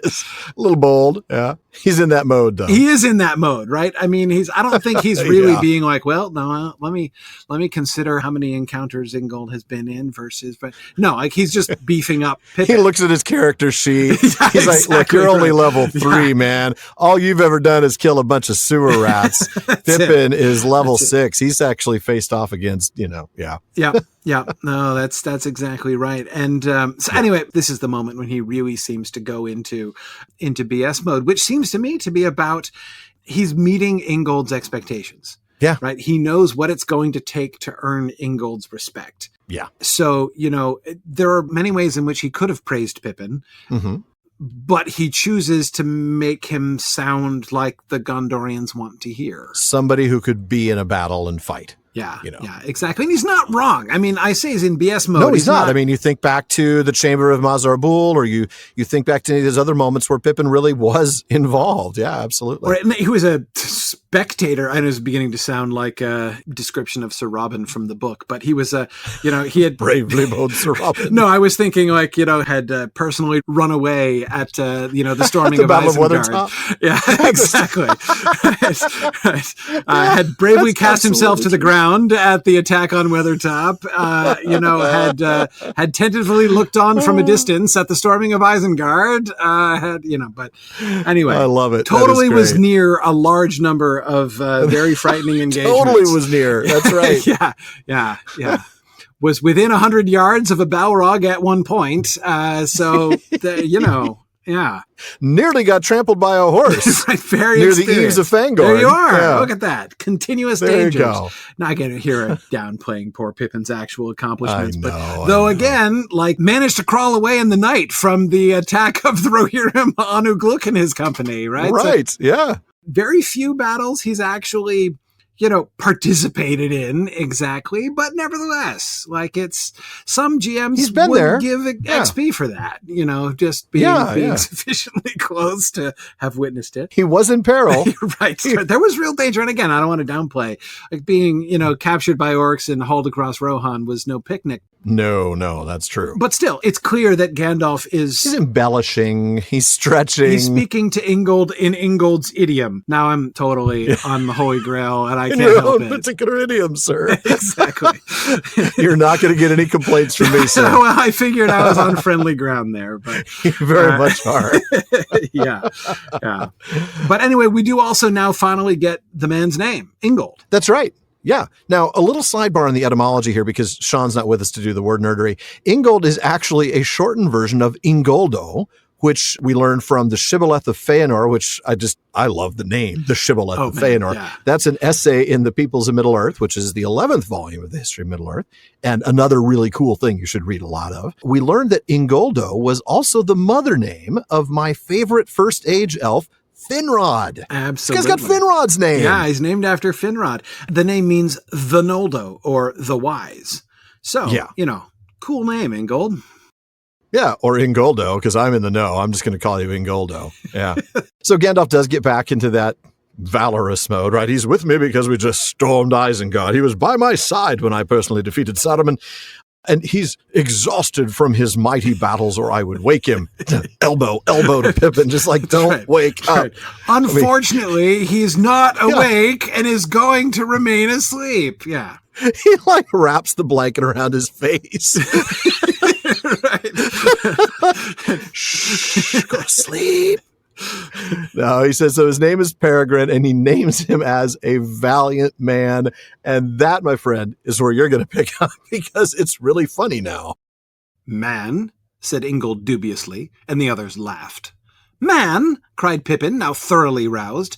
Man, indeed not. I am a hobbit, and no more valiant than I am a man, save perhaps now and again by necessity. Do not let Gandalf deceive you. Many a doer of great deeds might say no more, said Ingold. But what is a hobbit? A halfling, answered Gandalf. Nay, not the one that was spoken of, he added, seeing the wonder in the men's faces. Not he, yet one of his kindred. Yes, and one who journeyed with him, said Pippin.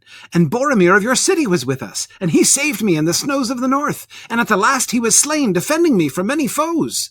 Peace, said Gandalf. The news of that grief should have been told first to the father. It has been guessed already, said Ingold, for there have been strange portents here of late. But pass on now quickly, for the Lord of Minas Tirith will be eager to see any that bear the latest tidings of his son, be he man or... Hobbit, said Pippin. Little service can I offer your lord, but what I can do, I would do, remembering Boromir the Brave.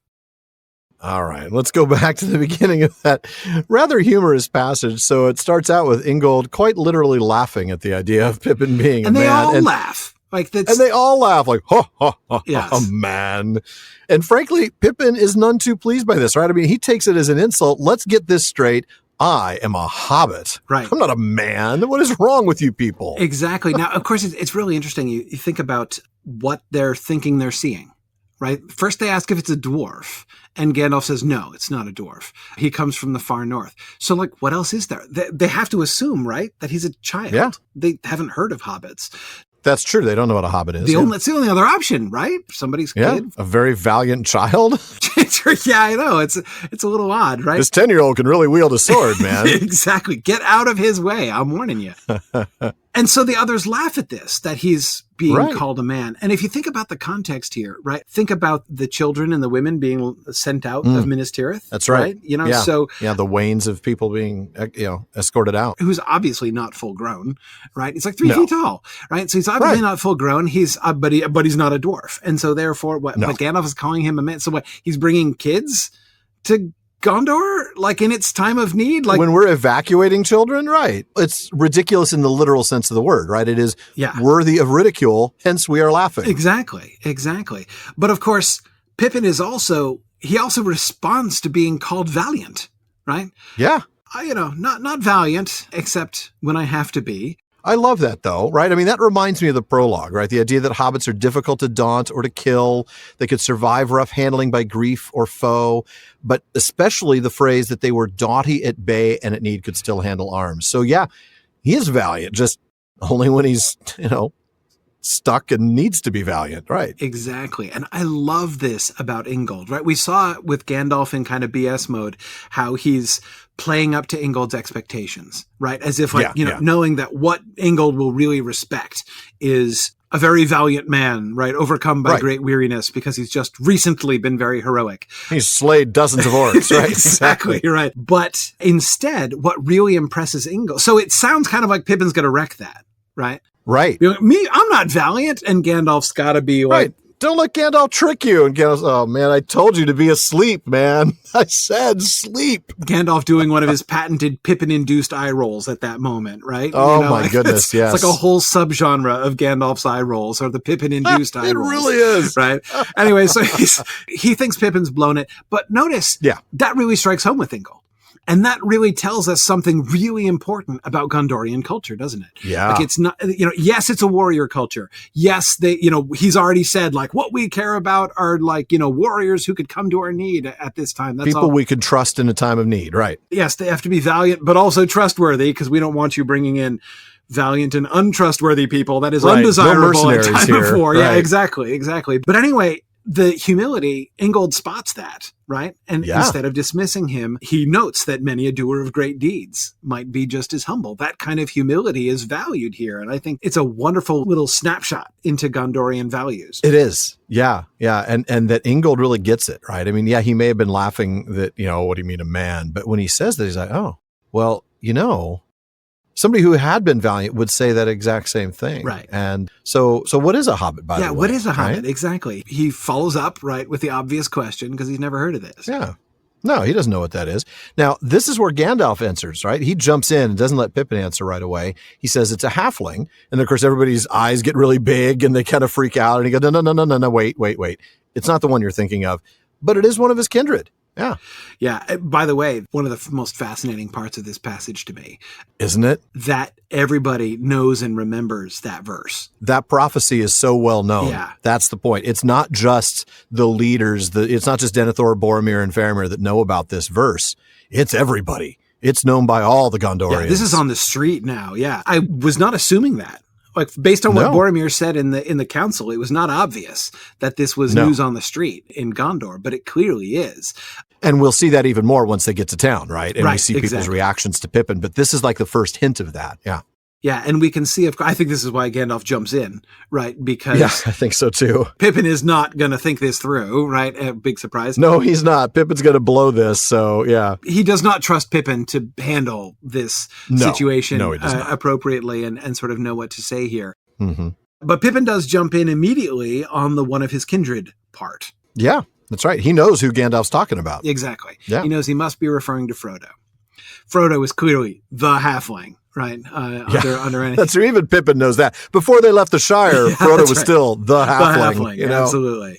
He was the guy. Yep. Yeah. But, Pippin goes on, right? It wasn't just me that traveled with that guy, with the halfling, but Boromir. And at first, and I'm going to say this to be kind to Pippin, because I think later on we see it isn't just this. At first, this feels like he's name dropping, like he's trying to get some cred with Ingold. Yes. Like, but it was also Boromir, who's one of your guys. Yeah. Yeah. As if they need to be reminded of that, but Exactly. And he goes into, I mean, he's not as good at BS mode as Gandalf, but he's immediately trying to build his own. It does sound like he's building his own credentials, right? He saved me in the snows of the north, and at last was slain defending me from many foes. But notice, he's not trying to build up his own valor, right? No, he's trying to build up Boromir's. I know Boromir. Yeah. But he's not doing that in order to amplify himself, right? Instead, and this is pretty canny of Pippin. That's true. Right? Is that that's pretty smart. Buttering up Boromir, right? He believes, obviously these people know, obviously they must know Boromir. Even Pippin knows that, right? So, and they are obviously going to think a whole lot of Boromir. So I'm going to immediately trot out like the two things. If I can tie myself to Boromir, right? If I can show that to Boromir I was worth saving, yes, then maybe they'll let us through. Yeah. Right. I mean, they'll see that I have some value, because certainly I'm not valuable as a fighter. Right. We all know that. I'm probably also not valuable as a keeper of secrets or as probably not. Yeah. As a watchman. I mean, I pretty much don't have a lot of value, but if I can show that Boromir valued me, then maybe you'll value me as well. Yeah, that makes sense. And here again, we see his real humility, right? I mean, that's actually a very humble way to go about this, right? I mean, he's not like, well, Boromir thought I was pretty cool. And in fact, one day Boromir said to me, right? Like that's right. It's not like that at all. It doesn't have that tone in any way. One day we fell into a pile near the entrance to Moria and he tickled me and Mary. It was really fantastic. That's right. Exactly. Yeah. Yeah. I totally knocked Boromir on his butt that one time. Like I was, That's right. Yeah.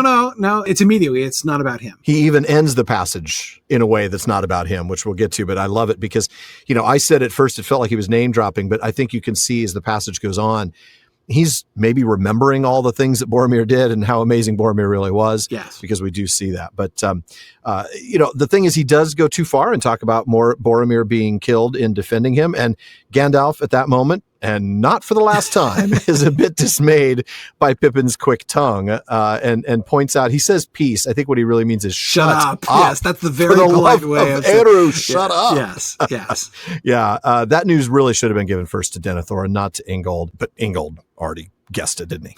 Exactly. He acknowledges that it's been guessed, and he talks about the strange portents that have been seeing. Now, this is another one of those interesting moments. We, the readers, know more than Gandalf or Pippin here. Right? That's true. We know how to interpret that. We've heard about the portents from Faramir, but of course Gandalf and Pippin haven't heard about those. Yeah. So to them, this is merely mysterious, right? But there's no time to talk about it. Pass on now quickly, right? He goes on. Right. He goes on to say, "Yeah. What are those strange portents? Let's tell our listeners what the strange portents are." Yeah. So we'll remember about there's the finding of the horn, right? But there's then Faramir's vision that he had of seeing Boromir in the boat. Yeah, that's right. Passing down the river. And there's even when they actually, Denethor even heard the horn, didn't he? Right? I mean, we find that later, but yeah. So they hear the horn, and then we know, of course, Faramir's vision. And then, of course, we don't know this yet as readers, but the cloven horn is currently sitting on Denethor's lap, as we'll find out in just a few pages. Yes. Yeah, exactly. Now, Faramir does tell us about the finding of the horn. So when we see it again, we, as readers, should be prepared for that, right? Even though, Pippin and Gandalf won't necessarily, Yeah, Pippin and Gandalf don't know. But like you said, Ingold tells them to go ahead and pass. Denethor is going to want to see you because you have news of Boromir, right? And that's going to be important. So let's go ahead and get you on through. Yeah, absolutely. It's interesting because, of course, Pippin's overshare here about Boromir's death does end up basically totally changing the tone of the encounter, right? We were all laughing and joking until then, but now, okay, valiant, not valiant, man, not a man, it doesn't matter. This guy irrelevant. You've got news of Boromir about the death of Boromir. Get going. Go straight to Denethor. Do not pass go. Do not collect $200. Yeah. This is, his job as a is done. Like, it's clear what his duty is, and that is to facilitate Pippin getting to Denethor as soon as possible. That's absolutely right. Absolutely right. But he did forget what Pippin was. Yes. Yeah. Yeah, he did. And Pippin reminds him, right? That's right. I'll jump in. Right. Be he man or what were you again? What was it again? Hobbit, right. But that's right. And Pippin following up, right? Yeah. Little service can I offer your lord? But what, once again, oversharing, right? Like this probably should have been said first to Denethor. He doesn't need to tell Ingold that he's going to do. But yet again, we can see the spontaneity. Pippin's all about spontaneity, right? We can see the spontaneity. He is very in the moment, isn't he? He is. We see the spontaneity not only of his humility, but of his nobility of character. He's moved by what Boromir did. Yeah. And he's clearly, this earlier I'd said he was name dropping Boromir, but I think as the passage goes through, you really start to see what it is instead is that Pippin was really moved by this, right? Yeah, exactly. And I think that we can see him almost perhaps seeing Ingold. And now, I mean, he's going to clearly associate him, I'm sure in his, his armor and things are going to be things that remind him of Boromir. And so being there, I think it is sort of bringing it all back to Pippin. And it's like he's processing this. I doubt he had this thought ever before in his life. Oh, no. About that, like that he's now realizing when he's, being told by Ingold to go straight to Denethor and realizing now, doubtless for the first time he's processing this, that he's going to be the one to bring to Denethor the news of how his son died. Like this is all kind of coming down on Pippin, it seems, in this moment. And his immediate response to that is, I should offer my service to your lord. Yeah. Right. Yeah. And again, the humility, little service can I offer, but what I can't do much. I would do, remembering Boromir the Brave. Again, it's not that I think he's never had fond thoughts about Boromir or grateful thoughts about Boromir before this moment, but really processing this in this way and preparing himself. The oath that he takes before Denethor is not spontaneous. He thinks of it here. No. Right. Yeah. And this is the time he begins to sort of think in that direction.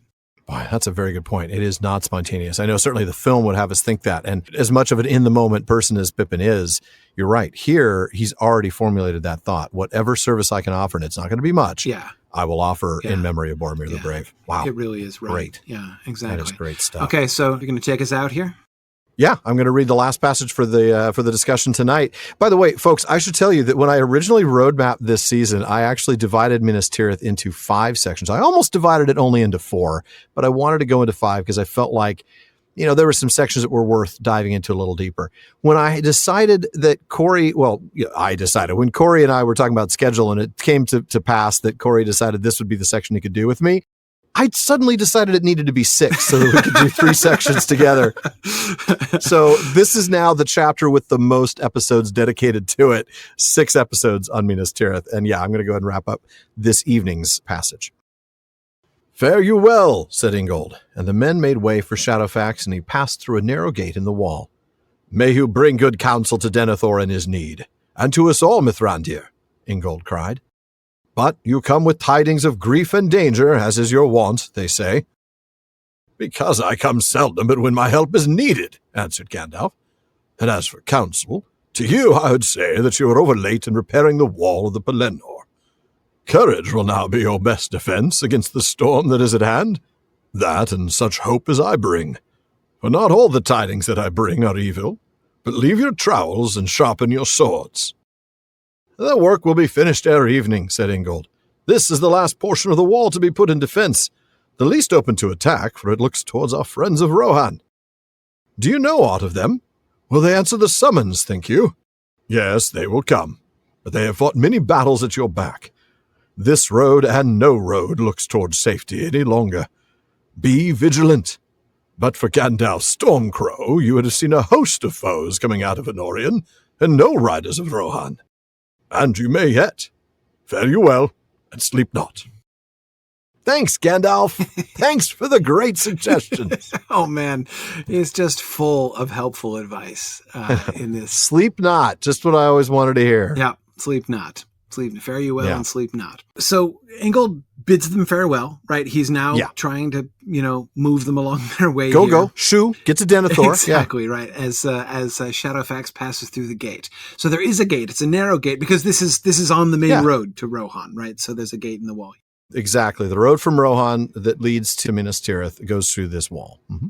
Right. Okay. So, and then he speaks to Gandalf, expressing his wish that he give Denethor and Gondor with him good counsel, right? Which of course tells us what we can see he associates with Gandalf, right? He believes he has a reputation for giving counsel, right? He's coming here to advise Denethor. Yeah. Obviously. That's what he is here to do. But he also expresses something else we've heard before, right? That Gandalf comes with bad tidings, as is his wont. Exactly, right? He's not called Stormcrow here. Ingold is rather more polite about it, right? But yeah, just barely. Yeah, yeah, but he does. You can see that there's this same idea, and of course Gandalf points out the obvious reason why he has that same reputation. Exactly.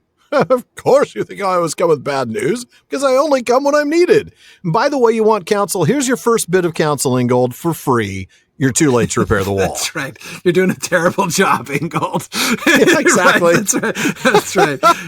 Yeah. Oh, that's awful. My advice is feel very bad about yourself and the job you've done repairing the walls of the Pelennor. And while you're feeling bad, don't sleep. That's right. That's right. What do you think is Gandalf's rating on the snark meter here? Like, does Ingold know that he's like, is he, I mean, I don't know. Like, I'm trying to figure out, because we know Gandalf banters with the hobbits all the time, right? He does. That's true. But I think he recognizes the hobbits as being more bantery. Yeah, exactly. Presumably. Yeah. But then again, Ingold has been kind of, I mean, it's been a not unbantering conversation, right? That's been happening. That's true. Yeah, I mean, and Gandalf ends it with, but for Gandalf Stormcrow. So, I mean, I think he's certainly playing, with a little sarcasm here. Yeah. You're too late to repair the wall. I don't know. I mean, it does sound like he's being snarky, but it also is possible that he doesn't realize what Ingold's about to tell him, that, hey, this is the last part of the wall to be fixed. We've already fixed every other part of the wall. So we are going to go ahead and finish this despite your advice. Right. But, oh, man. But Gandalf is telling him, look, this is coming like now, right? This is not in a week's time. This is not, you have plenty of time to prepare. War is coming right about now, and your best defense is not going to be this wall. Yeah. And you know what I love about this passage? There's like several layers of irony in this passage. Yeah. Right. That is true. Because he's like, okay, so yeah, we saved this bit for last because this faces the Rohirrim. And we don't want we wouldn't want the Rohirrim. We have least to fear. This area will be safe. This is totally going to be safe. There's like no chance we're going to be invaded here. Right. Yeah. Well, of course, like we know that in fact they're going to be invaded. And Gandalf says like, well, but for Gandalf Stormcrow, you would have seen a host of foes coming out of Anorian and no riders of Rohan. And you may yet, as they will, in fact, see a host of foes coming out of Anorian, except they'll see a host of foes coming out of Anorian and the riders of Rohan, right? That's Instead of no riders of Rohan. So, but of course, the other irony, right, is that this is the last part of the wall to be put in defense, and they'll be finished with it ere evening. And then Éomer and his scouts are going to come and see this part of the wall, which the orcs have been knocking down. And then I'm like, oh, phew, it's a good thing this wall isn't finished or anything. Then we would have been screwed, right? But fortunately, since this inconvenient wall got knocked down, we're going to go straight through this place, right? I mean, it's just fantastic. Hilarious. Thanks, Ingold. Right? It's a good thing the general contractor of this project was pretty incompetent, because otherwise we'd have been stuck. Yeah, man, if there weren't such sloppy construction on this wall, we'd have been in trouble. But yeah, otherwise we're going through the gate one horse at a time. Exactly, and we're never going to get the job done. Yeah, exactly. Yeah. I think how long that would have taken. So no, oh my goodness, 6,000 horsemen through a single gate, and that's even if it weren't defended. That's a good point. Just to file through would have taken a long time. Oh man. But yeah. So I mean, ironically, this place was almost able to be held against the Rohirrim because of the work that Ingold is doing here. That's a very good point. I love this is one of those passages which, like in retrospect, is just looks completely different. It all sounds perfectly reasonable, right? I'd forgotten some of those things. Until I was like, well, wait, you're right. That is exactly what happens. Yeah. Oh man, you're right. Layers of irony here. Yeah. That is good stuff. Bunch of layers. Yeah, exactly. But anyway, certainly they shouldn't go to sleep. No, they shouldn't. Right. But of course, Gandalf was emphasizing that their best defense won't be the wall. It'll be courage and hope. Right. And that, of course, that's what his job really is. Right. He's not a counselor. That's what he does. Yeah. Right. He kindles hearts in the fight against Sauron. That's his business. Right. That's what Gandalf has come to do. Courage and hope. And like he says, I'm also here to bring good news. I mean, I often come with bad news because that's what you need to hear so we can get the thing done. But there's some good news that I have as well, right? The riders of Rohan are going to be coming. Saruman is defeated.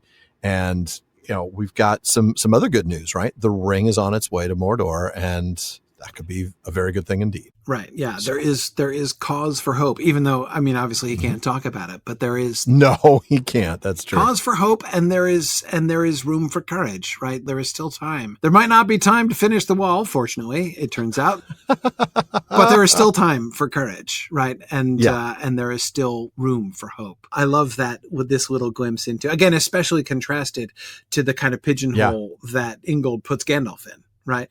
It's an important one. King's counselor, big deal. Right. I mean, that's an important thing. What Gandalf is really up to is far more significant.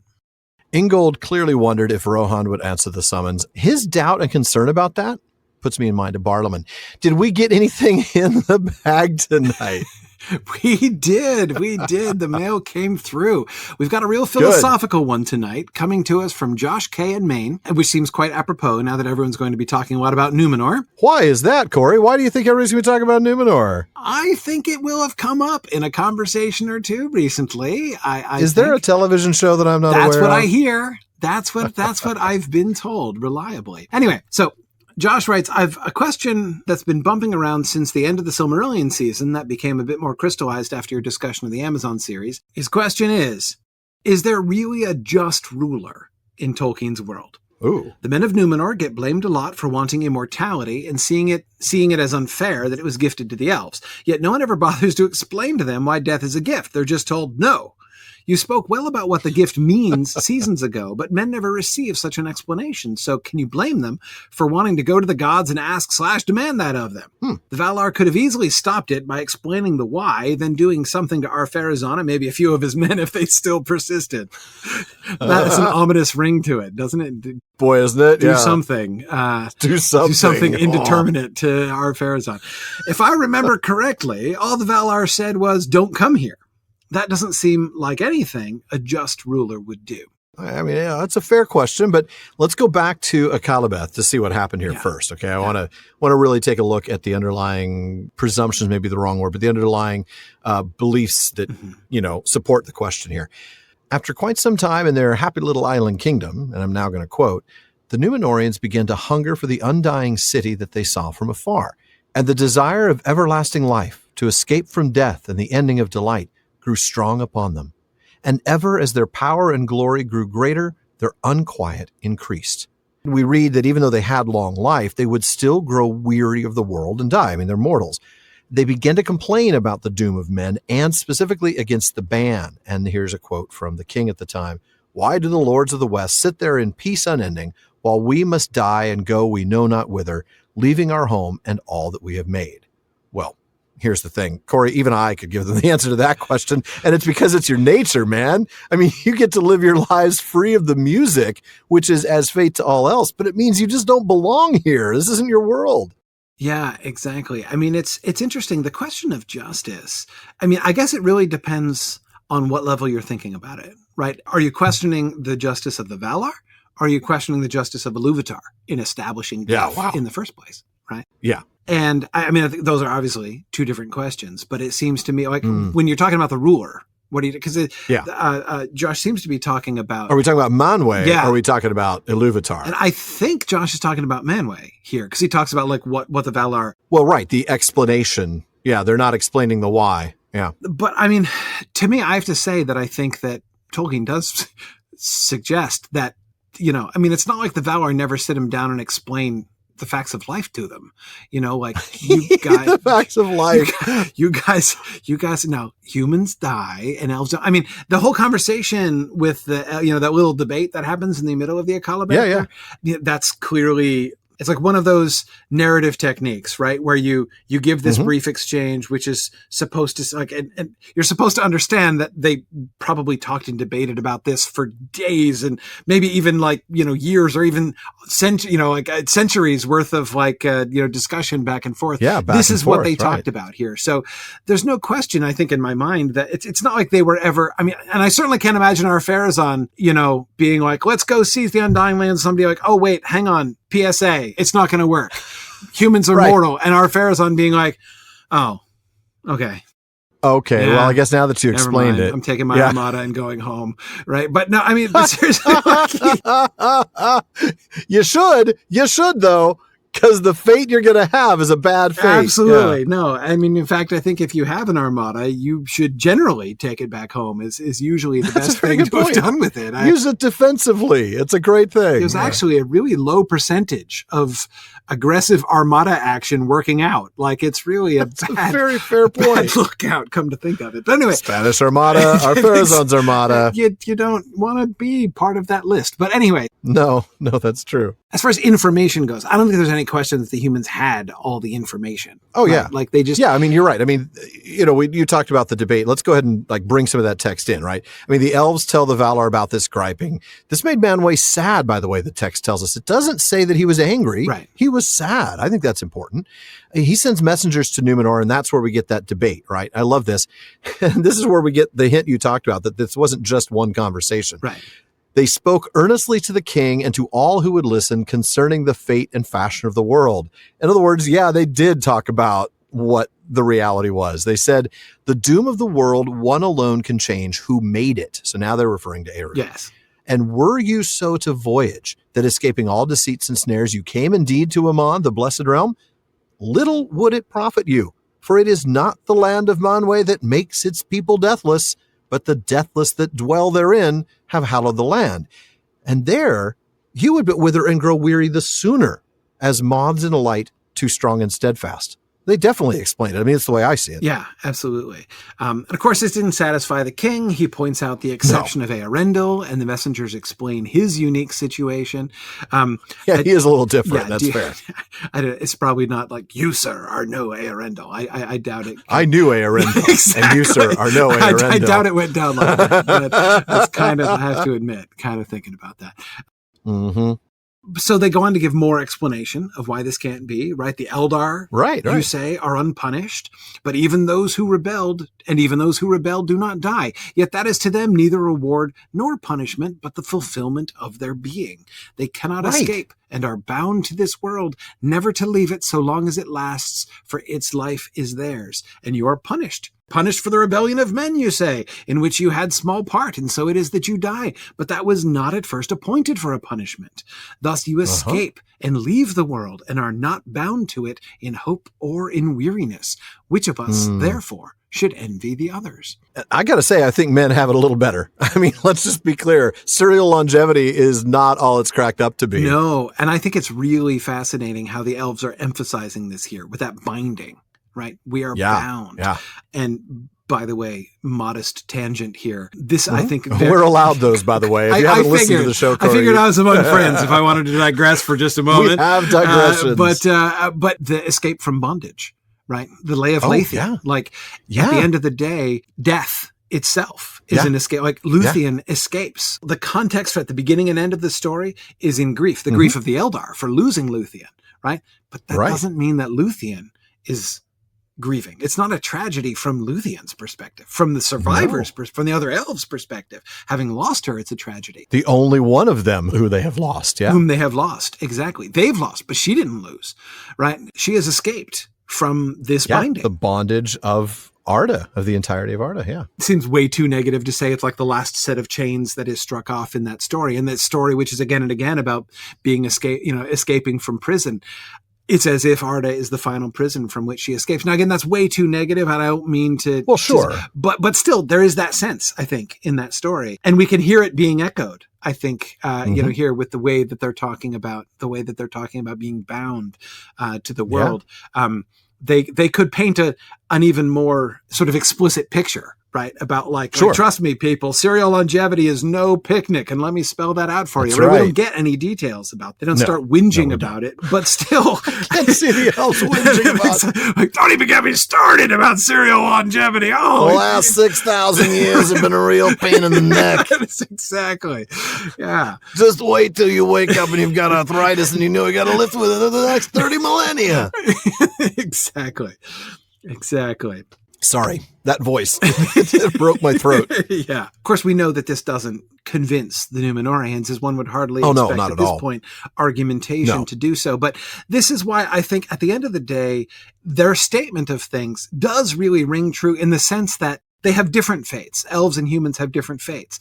But this isn't a question of injustice. The Númenóreans in this point are attempting to make it sound like a justice question. We deserve undying life too. Exactly. Yeah. They're arguing that they should be able to be immortal. And the argument isn't, well, you do deserve or you don't deserve. The argument is, but you can't be. Even if you took our land, you wouldn't be, because it's not who you are. To say it's about justice would be to assume that the kind of serial longevity that the elves have is obviously and necessarily better than the other versions. Exactly. And I think it's the subtext of the whole way they characterize that is like, you guys aren't even appreciating what you've got.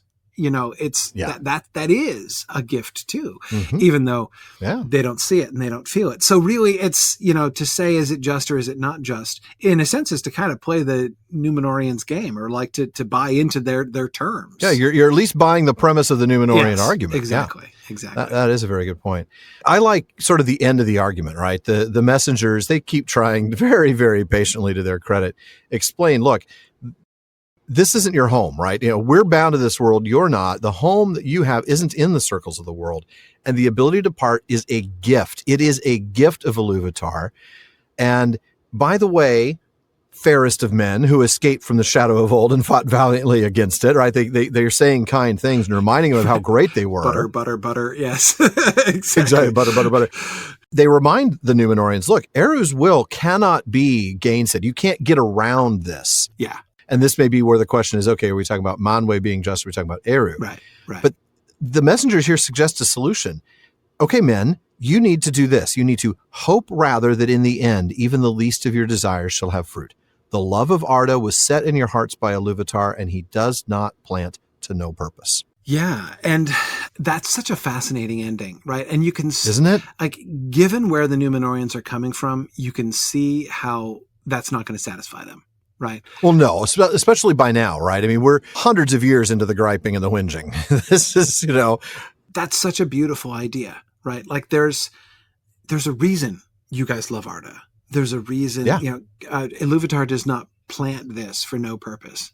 And you may not even know it in your lifetimes. Yeah. That's the point. Yeah. You may not know, but you can hope.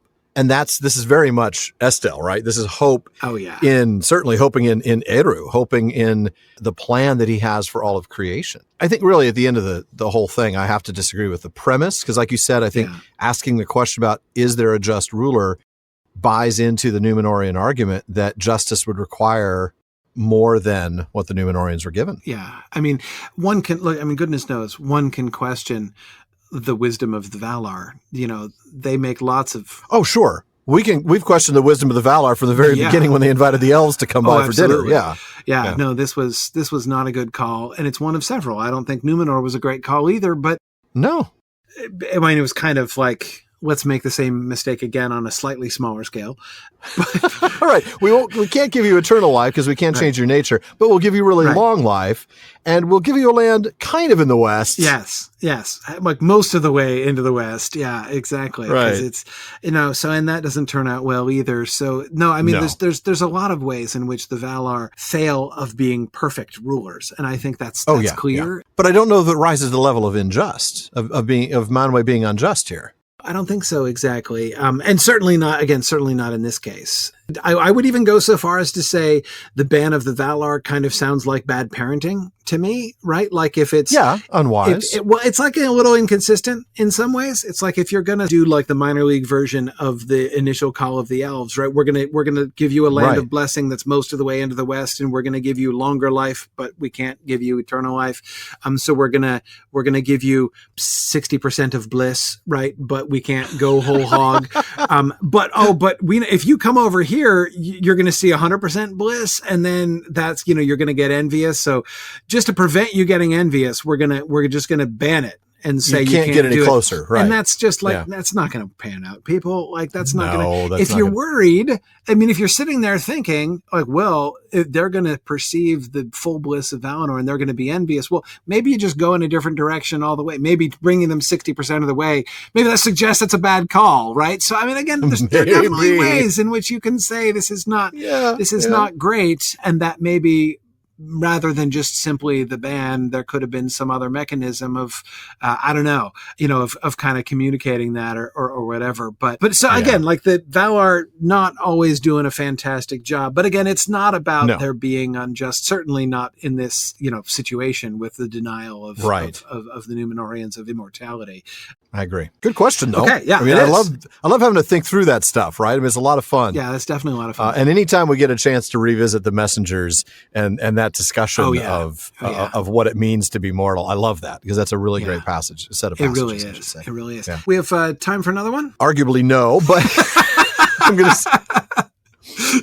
Let's do it anyway. I mean, really, arguably no, but let's do it anyway. This one comes from Nathan P. in Los Angeles, and he observes, I just listened to your episode on the prologue and forward to The Lord of the Rings. That's right. This question was found way down near the bottom of Parliament's bag. That was thing wanted, always buried for quite some time on this exactly. letter. Yeah. Very much the lumber room there. So Nathan goes on to say that this episode helped him notice something he'd never had before by mentioning that Frodo, Sam, Merry, and Pippin all had parts in recording and transmitting the story. Doesn't Tolkien give away the fact that they all lived? And by mentioning that Pippin retired to Gondor, doesn't he give away the fact, at least by implication, that the quest of the ring succeeds and Sauron is destroyed? Now, why do you think Tolkien would do this? Given his opposition to the title The Return of the King on the grounds that it gave away the ending, this matter in the foreword seems especially strange. Nathan's got a point. Corey, what do you think? I think the only thing strange is his objecting to the title of The Return of the King on the grounds that it gives away the ending. That's fair. You're right. That's the weird because that's like the exception that proves the rule, isn't it? Because I mean, Tolkien spoils everything. Constantly. Read the Silmarillion. I love it. Early in the Silmarillion, before we even know what the Silmarils are, he says, and the Silmarils were the most beautiful of jewels, and they are lost. That's it. And you're like, wait a minute. I guess I can put the book down. I don't need to read the rest. Absolutely. Or even think about Theoden sets out from Dunharrow, right? And this is in one sense, a really suspenseful moment. And, you're going to be getting to this here in the next few months, right? They're riding to Minas Tirith, and what's going to happen? Are they all going to die? Are they even going to get there in time, right? What's going to happen? Right, exactly. And then at the end of the chapter, he's like, and now let me quote you a song that was written hundreds of years later to commemorate this event. Right? Which means the world survived and Sauron didn't win. Clearly, like, spoilers, Sauron doesn't win, right? I mean, and there are a bunch of times like that. There are. That is absolutely true. So it's very clear that preventing spoilers was low on Tolkien's priorities when it came to narrative. Yeah. Yeah, you know what? I have to wonder if his objection to the title of The Return of the King, he used that objection because he didn't have another one that made any more sense to the publisher, right? I mean, yeah, he was not a huge fan of the titles, the 3 titles. None of those 3 titles, actually. He didn't want any of those. He wanted the 6 books each title. Exactly. And he didn't, I mean, he'd never even he was never even consistent about which 2 towers they were referring to. That was kind of a totally vague, throw it at the wall kind of title. The Return of the King, I'm wondering if it does make me wonder, like, what was his real objection? But you're right, because he spoils that ending himself on numerous occasions. Like, it's over and over. It's no secret that the king is going to return, especially by the time you get to that book. You know full well what's going on there. You know absolutely well what's going on. I agree. I think that to me that sounds like a really logical theory that Tolkien that was and this, by the way, I don't like this title. Yeah, I don't like this title. But what will they believe? I know. How can I speak like publisher? Right? Can I translate this into publisher? Like something that would mean something to you? Yeah, we talked about Gandalf sort of getting into this mode when he was talking to Ingol, right? Like, well, now let me tell you about this valiant man. And because he's trying to speak his language. I can see Tolkien seriously sitting there going, I really hate this title. I want this to be 2 different titles, and I want it to be something entirely different. Publisher doesn't care. But if I can tell him something that he'll care about, maybe he'll listen to me. Maybe he'll listen, because otherwise he's not going to listen. Yeah. No, right. I love that theory, because it really, I can't even think of a single story in which Tolkien cared about spoilers. No, he spoils everything throughout. It's wonderful. Yeah. So no, I think it's, and it, by the way, I mean, it points to, and this is a Verlin Fliegerism. Like Verlin talks about this all the time. She says, always, whenever you're reading, especially Tolkien's letters, when you're reading Tolkien's letters, you have to remember whom he's writing to, and when he wrote it too, but like, who's the audience? Because he doesn't talk the same way to everybody. And it's not to say that he's lying, but he's going to emphasize different things. He's going to spin things. Sometimes he's being polite. Like, surprise, surprise. He's going to talk about the Catholic themes in the Lord of the Rings differently to a priest than he's going to like one of his colleagues. Like, he's not going to use the same language. He's not going to talk about it the same way. I do think this is him trying to speak publisher. That really does. It sounds like the best reading of that I've ever heard. I'm totally convinced by that now. That makes my day. Right, so that's kind of, I know, a sort of an end around backhanded answer to Nathan's question, but I think it's a good answer, because the fact is that, Tolkien constantly spoiled things. So the answer is yes, Nathan, he definitely spoiled things, right? He did give away the fact that they all lived. He did give away the fact that the Quest of the Ring succeeded because Pippin was able to retire to Gondor, which wasn't a total hellhole in the redesigned, expanded version of Mordor. So yeah, he did give away. You're right. He gave them away. Why do I think Tolkien would do this? Because it's what he did. What he does. Exactly. And I think it's really important to remember this is the kind of story he was telling. The idea of like the modern, and this, by the way, The Lord of the Rings isn't a novel. Right. Sometimes people refer to it as a novel because we use that word pretty sloppily just to mean. We use that to mean any book that's longer than a novella, so it must be a novel. Right. Yeah. But novel is a particular genre of story. Yes. And Tolkien was not writing a novel. He was writing a historical romance, and the idea of the sort of suspense, which, the sort of surprise and suspense, which is undone by spoilers. That's like a novel thing. That's not what he was doing. He wanted instead this story to have the kind of, background of history, like the passage I was talking about, right? Where, the fact that we get this song written by a future generation bard about this random moment in the story absolutely ruins the ending if you think about it, even for a moment. However, that's not what he's going for. Instead, he achieves, he's very, very happy to give up any possibility of surprise at the ending, and instead, because he's going for something else quite different, right? And he's establishing for feigned history, right? He wants this to be to feel the story authentic. That you're reading that happened. Yes, exactly. In a way, there's a sense in which he expects the reader to already know the story because it's a part of history. Yeah. And we're just filling in the details, right? You know the general story. You know about this War of the Ring that happened, but let me tell you about all the details, right? Let me fill in those gaps, right? Because of course this is part of the history, and you should know it. And it's one of the ways in which he draws us in, right? Because we do get that sense. Even I of course, it's been a long time since I was a first-time reader of the Lord of the Rings, but I think that even so jealous of those who are. I know, right? Even an early reader, like my first, second-time reader of the Lord of the Rings, it gets, I think, sucked into that experience of like, this is an established story. This is like, this is something I know or I should know, right? Rather than it definitely has that feel. The kind of immediacy that you get in something that can be spoiled. Yeah. The sort of immediacy of like, I can't wait to see what happens next. I can't wait to see what happens next. That's not the kind of drama that he's writing. He's just not interested in that kind of drama. Just like Shakespeare. Like Shakespeare will tell you right at the beginning what happens at the end. It's not about suspense. It has a very different kind of effect. Yeah. And that's much more the kind of storytelling that Tolkien was interested in. That's a very good point. Nathan, thank you. That was a good question, though. If anything, it gave us a chance to talk about all the spoilers that Tolkien gives. It was a lot of fun. Yes.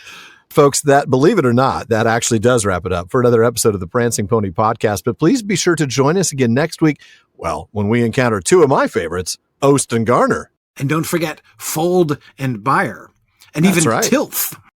Oh, man, who could ignore Tilth? I'd completely left Tilth off the list. Absolutely. So anyway, I'd like to take a moment to thank the team that helps make this show better. Editor Jordan Rennells, Barlaman, Becca Davis, and the team of research assistants. Social media manager Casey Hilsey, event and Patreon community coordinator Katie McKenna, and website guru Phil Dean. Now, normally this is where I tell you to visit the website, right? Because of all the cool things we have there, the show notes, the outtakes, and more. And I do. But I really want to talk to you about the Moot for just a little minute.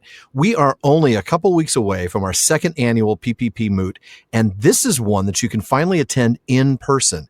3 days hanging out with your friends, listening to great talks, including keynotes from Mike Drought, Verlin Flieger, and some guy named Corey Olsen, I think. This kind of sounds like one of those Star Trek moves where they list two famous people and then a third person you've never heard of. You know, like I think it's kind of like that. It's just what that sounds kind of, not quite. Not to mention, I think one of the coolest values in this is the unlimited visits to the J.R.R. Tolkien Art of the Manuscript exhibit while you're there, currently being shown at Marquette University. So you come to our Moot, you get there Thursday night, you check it out Thursday night, go back on Friday, skip a talk, go during lunch on Saturday, and go Sunday before you leave. I mean, what a cool opportunity this is going to be. So cool. I can't wait. So if you can come to one event this fall, other than New England Moot, out of dear respect for my friend Corey Olsen. There are some other events too, but this one is going to be awesome. You really want it to be this one, folks. So please go to that website now. Go to theprancingponypodcast.com right now.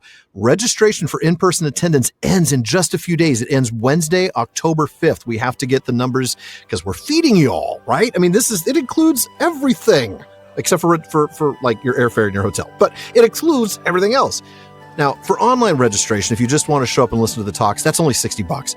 You've got till October 17th to do that. But please, go to the website, learn more, look at the schedule, look at the events, decide what you can do. And if you want to be able to show up in person, do it soon. And when you're at theprancingpony.com, be sure to check out the library page. You know we love the books here at the Prancing Pony Podcast, and we've provided links for you to get nearly every book we mention in the show. We do get a few pennies from the purchases you make there, so thank you. And now we want to thank some more really important people, our patrons at the Kierdance contribution tier. I'm going to start with DeMay in Alaska, James in Virginia, Tamsin in Minnesota, Chad in Texas, Lance in New Jersey, Paul in Colorado, Jerry in Texas, Mario in Utah, B in California, Joseph in Texas, Kathy from North Carolina, Lori from Washington, Carlos in California, Brian in the UK, and Ned from Connecticut. There's also Jerry from Washington, Joe in Washington, Erwin from the Netherlands, Dylan in Australia, Ben in Minnesota, Anthony in Texas, Karen in the UK, Zaksu in Illinois, Jim in Maryland, Brian in Texas, Sarah in New Jersey, June in Ireland, Joshua in Massachusetts, James in Florida, and Lucy in Texas. Thank you all so very much for your support. Indeed, folks, thank you. I can't tell you how much your help means to us. And please be sure you don't miss any episodes of the Prancing Pony Podcast. Subscribe to the show through Apple Podcasts, Spotify, or your favorite podcast app. And one last thing, as always, don't forget to send your thoughts, comments, and, well, most of all, your bids for a rush job of repairing the wall of the Pelennor to Barlaman at theprancingponypodcast.com. And if you want a chance to have your actual voice heard, well, you can send us audio of you asking us your question by visiting podinbox.com/prancingponypod and record your question for us. Just make sure to still send the question to Barlaman, okay? Now, Barlaman's a lot more reliable lately, but we do get a lot of mail, so we'll get to you as soon as we can, and your question or comment may be featured on a future episode. As always, this has been far too short a time, even if it's been a long time, to spend among such excellent and admirable listeners. But until next time. Farewell, friends.